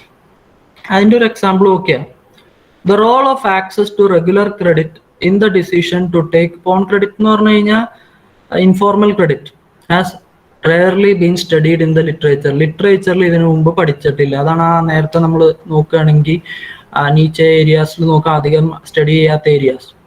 അപ്പൊ ഈ രീതിയിലായിരിക്കും പ്രോബ്ലം സ്റ്റേറ്റ്മെന്റ്സ് ഒക്കെ പലപ്പോഴും നിങ്ങൾ ഒരു ആർട്ടിക്കിൾ വായിക്കുമ്പോൾ കിട്ടുക. അത് നിങ്ങൾക്കും യൂസ് ചെയ്യാം. ആ ഒരു കേസ് ഇവിടെ ഉണ്ടോ, ഇവിടെ എങ്ങനെയാണ് ഇന്ത്യയുടെ കേസ്, കേരളത്തിന്റെ കേസ്, അല്ലെങ്കിൽ ഇപ്പൊ ആലപ്പുഴ കേസോ, അല്ലെങ്കിൽ ഇതെങ്ങനെയാണ്, പല രീതിയിലുള്ള.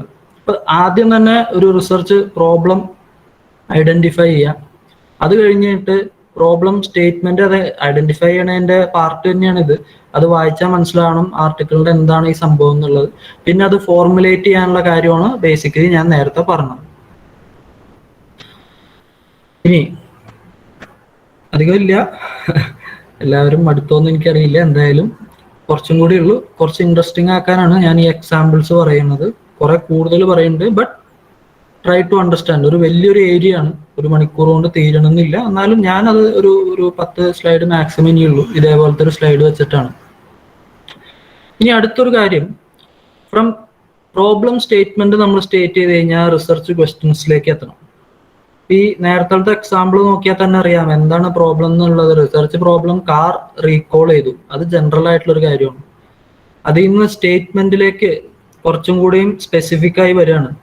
Maruti Suzuki on September 3 recalled അത്ര കാർ ടു ഇൻ ഇന്ത്യ ഇതിനു വേണ്ടി ചെയ്തു.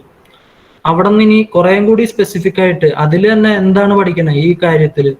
Can better quality check at multiple point of the manufacturing process in cars reduce recall. അതായത് മൾട്ടിപ്പിൾ പല സമയത്ത്, അതായത് ഓരോരോ പ്രോസസ്സ് കാർ മാനുഫാക്ചർ ചെയ്യുമ്പോൾ അപ്പൊ ഈ പറയുന്ന പോലെ ക്വാളിറ്റി ചെക്ക് ചെയ്ത് കഴിഞ്ഞാൽ കാറിന്റെ ഈ ഡിഫക്റ്റ് അല്ലെങ്കിൽ കാർ റീകോൾ ഈ ഡിഫക്ട്സ് കുറയ്ക്കാൻ സാധിക്കുമോ മാനുഫാക്ചറിങ് പ്രോസസ്?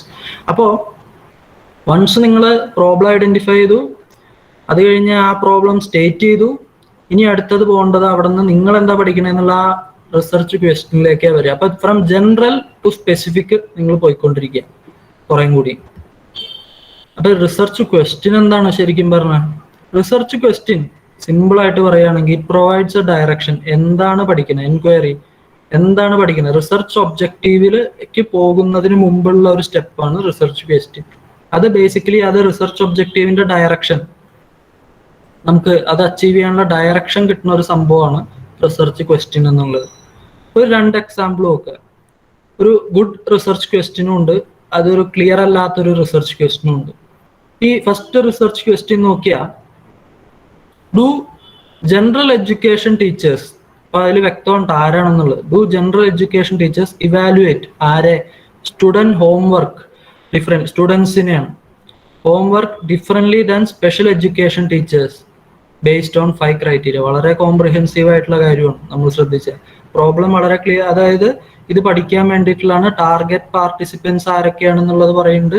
ക്വസ്റ്റ്യനും ഓൾമോസ്റ്റ് ക്ലിയർ ആണ്. രണ്ടാമത്തെ റിസർച്ച് ക്വസ്റ്റ്യൻ നോക്കിയാൽ does computer practice improve state test score എന്നുള്ളതാണ്. ബേസിക്കലി അത് വളരെ ക്ലിയർ ആണ്. ക്ലിയർ അല്ല ആരെയാണ് ഉദ്ദേശിക്കണേ അല്ലെങ്കിൽ എന്താ പ്രോബ്ലം ഒന്നും ഇതിൽ മനസ്സിലാക്കാൻ സാധിക്കുന്നില്ല. കുറച്ച് സ്പീഡിൽ പോവാണ്, 2 എക്സാമ്പിളും കൂടി ഉള്ളതുകൊണ്ട്. റിസർച്ച് ഒബ്ജക്റ്റീവ് അതാണ് അടുത്ത. ഇപ്പൊ റിസർച്ച് പ്രോബ്ലം ഐഡന്റിഫൈ ചെയ്യുക, അത് സ്റ്റേറ്റ് ചെയ്യുക, അത് കഴിഞ്ഞ് റിസർച്ച് ക്വസ്റ്റ്യൻ എന്താണെന്ന് ജസ്റ്റ് പറഞ്ഞു. റിസർച്ച് ഒബ്ജക്റ്റീവ് എന്ന് പറഞ്ഞാൽ എന്താ? What do you want to achieve in the study? അതാണ് യു ആസ് എ റിസർച്ചർ നിങ്ങളുടെ പ്രൊജക്റ്റിലോ നിങ്ങളുടെ റിസർച്ചിലോ what do you want to achieve, അതാണ് നമ്മൾ ഉദ്ദേശിക്കുന്നത്. You want to study something, അതാണെങ്കിൽ you want to study the effectiveness of financial inclusion, അപ്പൊ അതാണെങ്കിൽ അതാണ് എഴുതുക. അതേപോലെ ഈച്ച് ഓഫ് ദ പ്രൊജക്ട് എങ്ങനെ വേണം ഒരു റിസർച്ച് ഒബ്ജക്റ്റീവ്? അത് സ്മാർട്ട് ആയിരിക്കണം. It must be specific. അതാണ് പറഞ്ഞത്, ജനറലിന്ന് വളരെ സ്പെസിഫിക് ആയി പോകണം. It can B measurable, quantitatively ആവാം ക്വാളിറ്റേറ്റീവ്ലി ആവാം. ഇത് മെഷറബിൾ ആയിരിക്കണം, അത് അച്ചീവ് ചെയ്യാൻ പറ്റും, achievable. There must be infrastructural resources, നിങ്ങൾക്ക് ആക്സസ് ചെയ്യാൻ പറ്റണം, ആർട്ടിക്കിൾസോ ജേർണൽസോ, എന്നാലേ നിങ്ങൾക്ക് പറ്റുള്ളൂ. അച്ചീവ് ചെയ്യാൻ പറ്റണം. അത് റിലവൻ്റ് ആയിരിക്കണം, സൊസൈറ്റിക്ക് റിലവൻ്റ് ആയിരിക്കണം, പൊതുവെ റിലവൻ്റ് ആയിരിക്കണം. അത് നിങ്ങളുടെ പ്രൊജക്റ്റ് ഒരു 5 കൊല്ലം കൊണ്ട് ചെയ്യാൻ പറ്റുന്ന പ്രൊജക്റ്റ് ഡിഗ്രിക്ക് ചെയ്യാൻ പറ്റില്ല. അതിന് വേണ്ട ഒരു റിസർച്ച് പ്രൊജക്റ്റ് എന്ന് പറഞ്ഞാൽ 6 മാസം അതിനുള്ളിൽ തീർക്കാൻ പറ്റുന്ന ടൈം ബൗണ്ട് ആയിരിക്കണം. എല്ലാ കാര്യങ്ങൾക്കും ടൈം ബൗണ്ട് ഉണ്ട്. ആ ടൈം ബൗണ്ടിനെ സ്കീപ്പ് ചെയ്യാൻ പറ്റണം. അപ്പൊ എങ്ങനെ റിസർച്ച് ഒബ്ജക്റ്റീവ് ഫോർമുലേറ്റ് ചെയ്യാം? ഈ ഒരു ഇത് മാത്രം പഠിക്കുക. സ്മാർട്ട് ആയിരിക്കണം, specific, measurable, achievable, relevant and time bound ആയിരിക്കണം. ദെൻ ഇത് ഐഡന്റിഫൈ ചെയ്യുമ്പോൾ തന്നെ നിങ്ങൾ ശ്രദ്ധിക്കുക, ഈ ഒരു ഒബ്ജക്റ്റീവിന് മുമ്പ് നമ്മൾ ചില വെർബുകൾ ഉപയോഗിക്കും. ആക്ഷൻ വെർബ്സ് ആയിരിക്കും. To determine, to ascertain, to measure, to explore, to identify. അങ്ങനെയാണ് ഒരു ഒബ്ജക്റ്റീവ് പൊതുവെ സ്റ്റേറ്റ് ചെയ്യുക. And they should be numerically listed എന്ന് പറഞ്ഞാൽ 1, 2, 3, 4, 5 അങ്ങനെ 5 ഒബ്ജക്റ്റീവ്സ് ഉണ്ടെങ്കിൽ അത്. ഈ വേർഡിങ് വളരെ ഇമ്പോർട്ടൻ്റ് ആണ്. ത്രൂ ദെയർ വേർഡിങ് ഒബ്ജക്റ്റീവ്സ് എന്ത് തരം ഒബ്ജക്റ്റീവ് ആണ്, സ്റ്റഡി ഡിസൈൻ ഒക്കെ നമ്മൾ എങ്ങനെയാണ് എടുക്കണമെന്നുള്ള പിന്നീട് മെത്തഡോളജി അല്ലെങ്കിൽ എങ്ങനെ സ്റ്റഡി ഡിസൈൻ ചെയ്യും എന്നൊക്കെ ഉള്ളത് ഇത് ചെയ്യാൻ വളരെ ഇമ്പോർട്ടൻ്റ് ആണ്. അപ്പൊ ഒരു വേർഡിങ്സ് ഓഫ് ദ റിസർച്ച്, നേരത്തെ ഞാൻ കണ്ടത് ഒരു അനലിറ്റിക്കൽ ക്വാണ്ടിറ്റേറ്റീവ് ആയിട്ടുള്ള ഒരു റിസർച്ചാണ്. ഒരു എക്സാമ്പിൾ നോക്കുകയാണെങ്കിൽ ഈ ഒരു സ്റ്റേറ്റ്മെന്റ് നോക്കുക, to evaluate the morale of the staff in Wipro. ഇത് ക്വാണ്ടിറ്റേറ്റീവ് മെഷർ ചെയ്യാൻ പറ്റില്ല. ഇപ്പൊ നിങ്ങളുടെ ക്ലാസ് ഇപ്പൊ ഞാൻ പഠിപ്പിക്കുന്ന അല്ല, ഇപ്പൊ ഞാൻ സംസാരിച്ചുകൊണ്ടിരിക്കുന്ന എത്രമാത്രം ഇൻട്രസ്റ്റിംഗ് ആണ് അല്ലെങ്കിൽ എത്രമാത്രം ബോറടിക്കുന്നുണ്ട്, അതൊരു ക്വാളിറ്റി മെഷറാണ്.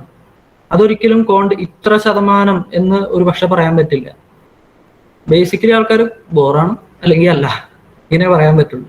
അപ്പൊ ആ ഒരു കാര്യം ഡിസ്ക്രിപ്റ്റീവ് ആയിട്ടുള്ള, അപ്പൊ നമ്മുടെ ഒബ്ജക്റ്റീവ് ആണ് ഏത് തരത്തിലുള്ള സ്റ്റഡിയാണ് എന്ന് ബേസിക്കലി നമ്മുടെ പറയും. ഈ ഒരു ടേബിൾ ബേസിക്കലി ഉദ്ദേശിച്ചത് ചില ഒബ്ജക്റ്റീവ്സ് ഉപയോഗിക്കാനുള്ള ചില ഇതാണ്. ഇതൊക്കെ നെറ്റിൽ വളരെ ഈസിലി ആക്സസബിൾ ആണ്. നിങ്ങൾ സെർച്ച് ചെയ്യുക. ഒബ്ജക്റ്റീവ്സിന് മുമ്പ് ഏത് വേർഡ്, ഇപ്പൊ നമ്മൾ ഒരു കാര്യം പഠിക്കാൻ വേണ്ടിയിട്ടാണെങ്കിൽ ടു ഐഡന്റിഫൈ, ടു ഡിസ്ക്രൈബ്, അല്ലെങ്കിൽ ഇപ്പൊ ഒരു കാര്യം അപ്ലൈ ചെയ്യാൻ വേണ്ടിയിട്ടാണെങ്കിൽ നമ്മൾ ടു എസ്റ്റാബ്ലിഷ്, ടു ഡിറ്റർമൈൻ, അല്ലെങ്കിൽ ഒരു കാര്യം ലാസ്റ്റ് ഓൺ ഇവാലുവേറ്റ് ചെയ്യാനാണെങ്കിൽ ടു ഇവാലുവേറ്റ്, അല്ലെങ്കിൽ കംപ്രസ്, ജഡ്ജ് ചെയ്യാനാണെങ്കിൽ. അപ്പൊ ഇതേപോലെ ഈ ഒബ്ജക്റ്റീവ്സിന് മുമ്പ് എങ്ങനത്തെ വേർഡ് ഉപയോഗിക്കണം, എല്ലാം ടു സ്റ്റഡി എന്ന് എഴുതില്ല, അത് വളരെ ബോറിംഗ് ആയിരിക്കും വായിക്കുന്ന ആൾക്ക്. നമ്മൾ പല വേർഡ്സ് ഉപയോഗിക്കും ബേസ്ഡ് ഓൺ ദ കോണ്ടെക്സ്റ്റ്. നമ്മൾ എന്താ ചെയ്യണം, അണ്ടർസ്റ്റാൻഡ് ചെയ്യാനാണോ, അനലൈസ് ചെയ്യാനാണോ, ഇവാലുവേറ്റ് ചെയ്യാനാണോ, അതിന് പല വേർഡ്സ് ഉപയോഗിക്കും. ഈ ഒരു കാര്യം നെറ്റിൽ വളരെ ഈസിലി കിട്ടും. അപ്പൊ നിങ്ങളത് ജസ്റ്റ് ഒന്ന് നോക്കുക. ഓൾമോസ്റ്റ് നമ്മൾ നിങ്ങൾക്ക് കുറച്ച് തിയറിയും തന്നു, നിങ്ങൾക്ക് കുറച്ച് അത്യാവശ്യം ഒരു അറിഞ്ഞിരിക്കേണ്ട ചില കാര്യങ്ങളെങ്കിലും ഞാൻ പറഞ്ഞു. ഒരു കേസ് സ്റ്റഡിയാണ് അടുത്ത ഞാൻ ഉദ്ദേശിച്ചത്. കേസ് എന്ന് പറഞ്ഞാൽ ഇപ്പം നേരത്തെ പറഞ്ഞ കേസ് തന്നെയാണ്. ആ 2 കോപ്പറേറ്റീവ് ബാങ്കിങ് സ്കാംസിനെ പറ്റിയുള്ള കാര്യം പറഞ്ഞു.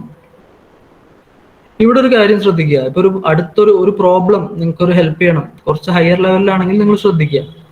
ജെൻഡർ ഡൈവേഴ്സിറ്റി ആൻഡ് ബാങ്ക് ഫ്രോഡുകളെ പറ്റി പൊതുവെ ലിറ്ററേച്ചറിൽ കുറവാണ്. കാരണം ഞാൻ ഈ ഒരു സംഭവം ആ കോപ്പറേറ്റീവ് സ്കാമിനെ പറ്റി നടന്നു. ഇത് ശ്രദ്ധിച്ചറിയാം. ഈ കരുവന്നൂർ കോപ്പറേറ്റീവ് ബാങ്കിൽ അറസ്റ്റ് ചെയ്യപ്പെട്ടതും മെയിൽ ആയിട്ടുള്ള ആൾക്കാരാണ്. അതേപോലെ മറ്റ് PMCയുടെ കേസിലാണെങ്കിലും MD വാസ് എ മെയിൽ. ഇപ്പൊ ഫീമെയിൽസ് അല്ല കൂടുതലും. ബേസിക്കലി വെൻ ഐ ഒരു ഇത് നോക്കുമ്പോൾ ഞാൻ ലിറ്ററേച്ചറിൽ നോക്കിയപ്പോൾ ശ്രദ്ധിച്ചൊരു കാര്യം, ഇപ്പോൾ they were kept as the head. Women on boards may have strong effect on fraud. Prior work has in fact shown it. പലപ്പോഴും ആ ലിറ്ററേച്ചറിൽ ഇത് ലിറ്ററേച്ചർ വായിച്ചപ്പോൾ ഞാൻ മനസ്സിലാക്കിയ കാര്യം, therefore അവർ പറയണത് എന്താന്ന് വെച്ചാൽ, അതാണ് ആ കോൺട്രഡിക്ഷൻ, ഞാൻ ഇത് ഗ്യാപ്പിനെ പറ്റി, therefore a diversity benefit. വിമണും മെന്നും ഉണ്ടെങ്കിൽ കുറെ ഫ്രോഡ് കുറയും, ഇതാണ് ബേസിക്കലി അത് പറഞ്ഞേക്കണത്.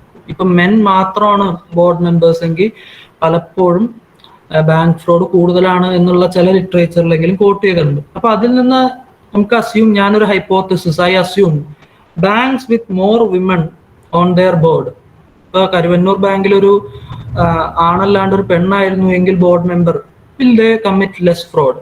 അങ്ങനെ ഒരു സംഭവം നടക്കുമായിരുന്നോ എന്നുള്ള ഒരു ഹൈപ്പോത്തസിസ്. അവിടെ നിന്ന് നമുക്കൊരു പ്രോബ്ലം സ്റ്റേറ്റ് ചെയ്യാം. ഞാൻ കണ്ടൊരു, there has been extensive theoretical and empirical work on the causes and consequences of bank fraud. ഈ പറയുന്ന പോലെ പൊളിറ്റിക്കൽ ഇന്റർവെൻഷനെ പറ്റിയും പറയുന്നുണ്ട്, അസറ്റ് എംബസൽമെന്റിനെ പറ്റി പറയുന്നുണ്ട്, പലപ്പോഴും ഇല്ലീഗൽ ഗ്യാരണ്ടി കൊടുത്തതിനൊക്കെ പറ്റി പറയുന്നുണ്ട്. But there has been less work examining whether gender diverse boards, മെയിലും ഫീമെയിലും ആയിരുന്നു അല്ലെങ്കിൽ ഫീമെയിലും ഉണ്ടായിരുന്നുവെങ്കിൽ whether that reduce the frequency and severity of fraud. ഇങ്ങനെ ഒരു സംഭവം നടക്കുമായിരുന്നു എന്നുള്ളത് അതിനെപ്പറ്റി അധികം പഠിച്ചിട്ടില്ല. there has been less work, അതാണ് there is a gap in the literature. നമ്മളത് കണ്ടുപിടിച്ചു. ഇതൊരു ആർട്ടിക്കിളിൽ നിന്ന് എടുത്താണ്, ഞാൻ ഉണ്ടാക്കിയതല്ല, അത് വേറൊരു രീതിയിൽ എടുത്തൊരു ഇതാണ്. ആ ആർട്ടിക്കിളിന്റെ പ്രോബ്ലം സ്റ്റേറ്റ്മെന്റ് ആണ് ഈ കണ്ടത്. ഈ പ്രോബ്ലം എന്ന് പറഞ്ഞാൽ ഇതൊരു actually it is A gap in the knowledge ആണ് നമ്മൾ ഐഡന്റിഫൈ ചെയ്തത്. അതിൽ നിന്ന് റിസർച്ച് ക്വസ്റ്റ്യൻ ആർ, ഞാൻ പറഞ്ഞ പോലെ male and female gender diverse board less likely to engage in fraud.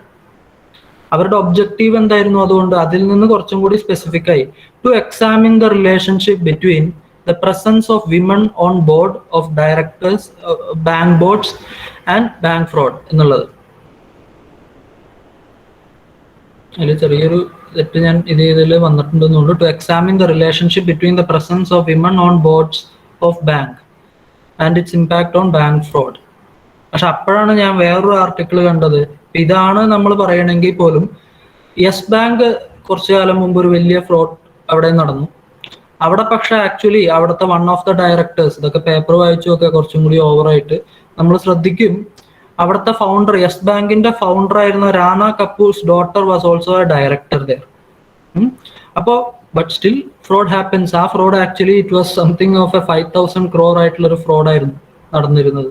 അതായത് അതും ഇതേപോലെ അയാൾ കമ്മീഷൻ മേടിച്ചു, ലോൺ പല DHFL പോലത്തെ പല കമ്പനി അവർക്ക് പ്രത്യേകിച്ച് അവരുടെ ഇതിൽ ഇൻവെസ്റ്റ് ചെയ്യാൻ വേണ്ടിയിട്ട് കമ്മീഷൻ മേടിച്ചു എന്നൊക്കെ ഉള്ളത്. അപ്പൊ ആക്ച്വലി ഇത് പറഞ്ഞ ഇത് പഠിക്കണതിന്റെ ഇമ്പോർട്ടൻസ് ആണ് പറഞ്ഞത്. ഞാൻ ഇത് നമ്മൾ സ്റ്റേറ്റ് ചെയ്യും നമ്മുടെ ഇതിൽ, അങ്ങനെ നമ്മുടെ ലിറ്ററേച്ചറിൽ കണ്ടെങ്കിലും ഒരു പക്ഷെ ഇങ്ങനെയും ആയിരിക്കാം. there is a contradiction പലപ്പോഴും. അപ്പൊ അതുകൊണ്ട് ഈ ടോപ്പിക്ക് പഠിക്കുക. ഈ വൺ മോർ കേസ്, മാക്സിമം ഒരെണ്ണം കൂടി ഉള്ളൂ. ഈ ഒരു ഇത് നോക്കിക്കഴിഞ്ഞാൽ പ്രത്യേകിച്ച് ബാങ്കിങ് ഇൻസ്റ്റിറ്റ്യൂഷൻസിനെയൊക്കെ പറ്റി കുറച്ച് റിലേറ്റഡ് കുറച്ച് അല്ലാണ്ടോണിത്. ഈ ഒരു ഗ്രാഫ് നോക്കുമ്പോൾ നമുക്ക് മനസ്സിലാവുന്ന ഒരു കാര്യം, ആദ്യ 3 തരത്തിലുള്ള ഗ്രാഫ് ഉണ്ട്. അതിൽ first one access has increased over time. RBIയുടെ ആണ് വേൾഡ് ബാങ്ക് ഗ്ലോബൽ ഫിൻഡെക്സ് സർവേയുടെ ബേസിലാണ് ആക്സസ് കൂടിയിട്ടുണ്ട് 2011 to 2017 വരെ. പക്ഷെ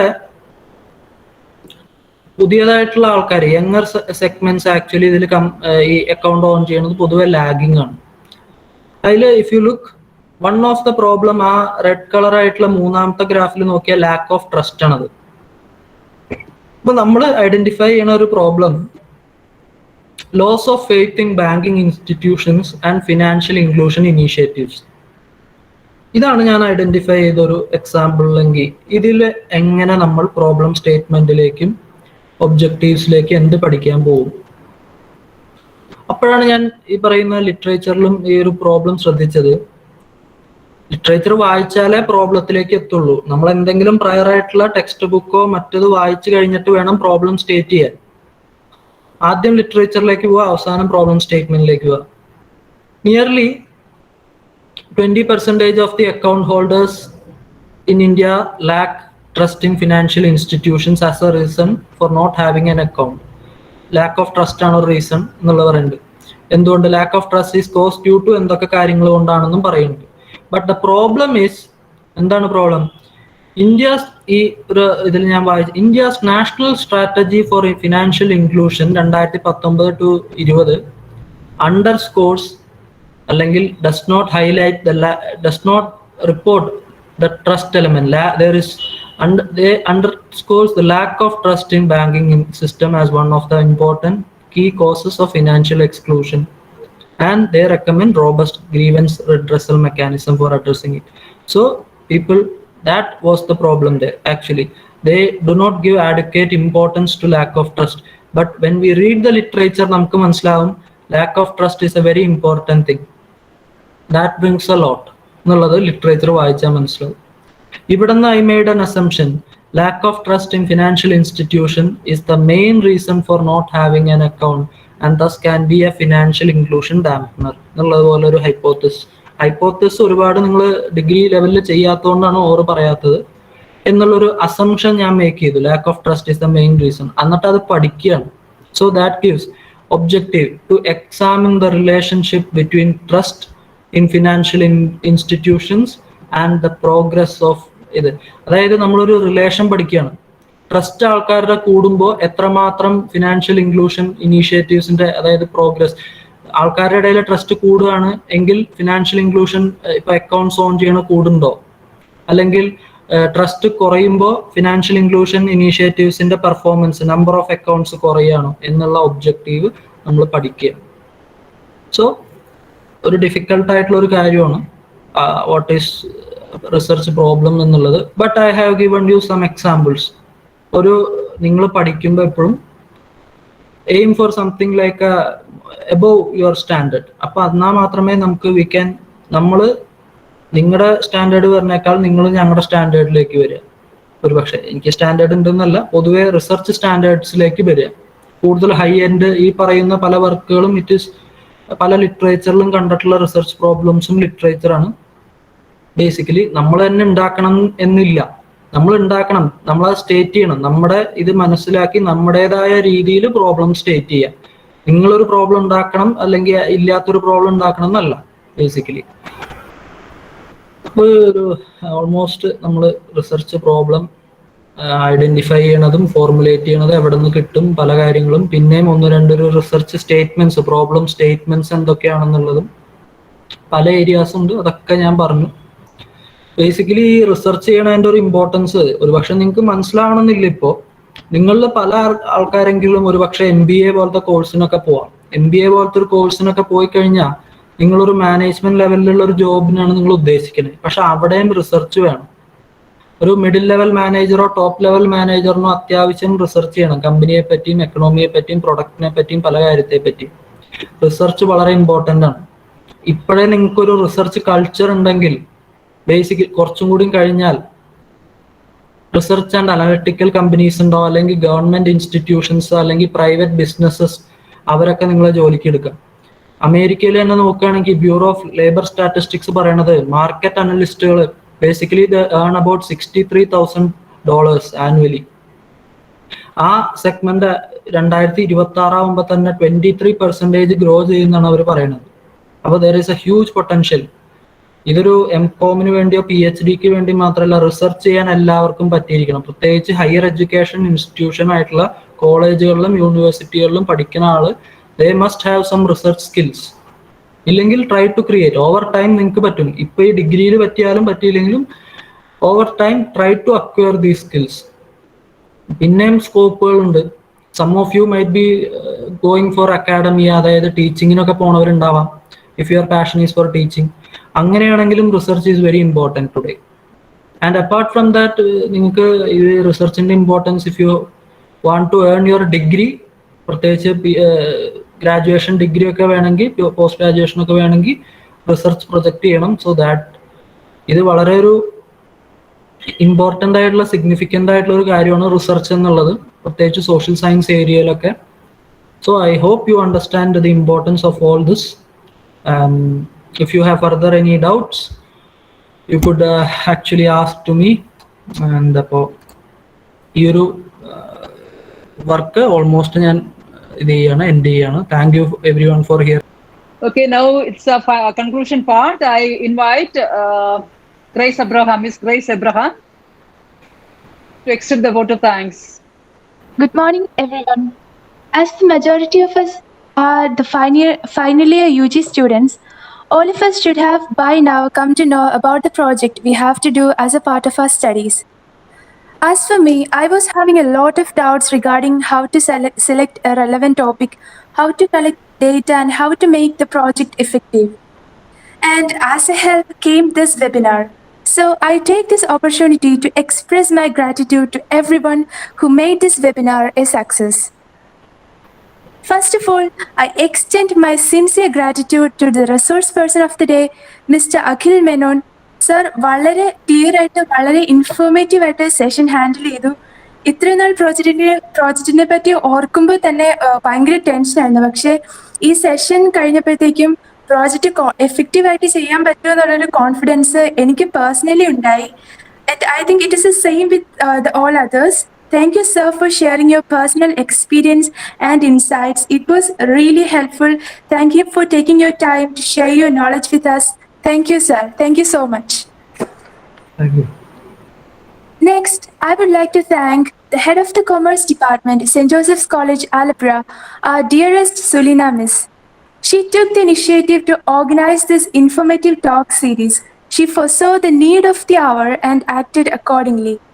I thank you, Miss, for everything you do to elevate the knowledge level of aspiring students. We are so grateful to have you as our department head. Thank you, Miss. Thank you, dear Grace, for your nice words. And I would like to thank all of you who took your time, even in this holiday, to participate in this talk. I believe you all had a very informative session. Once again, thank you all. Have a nice day.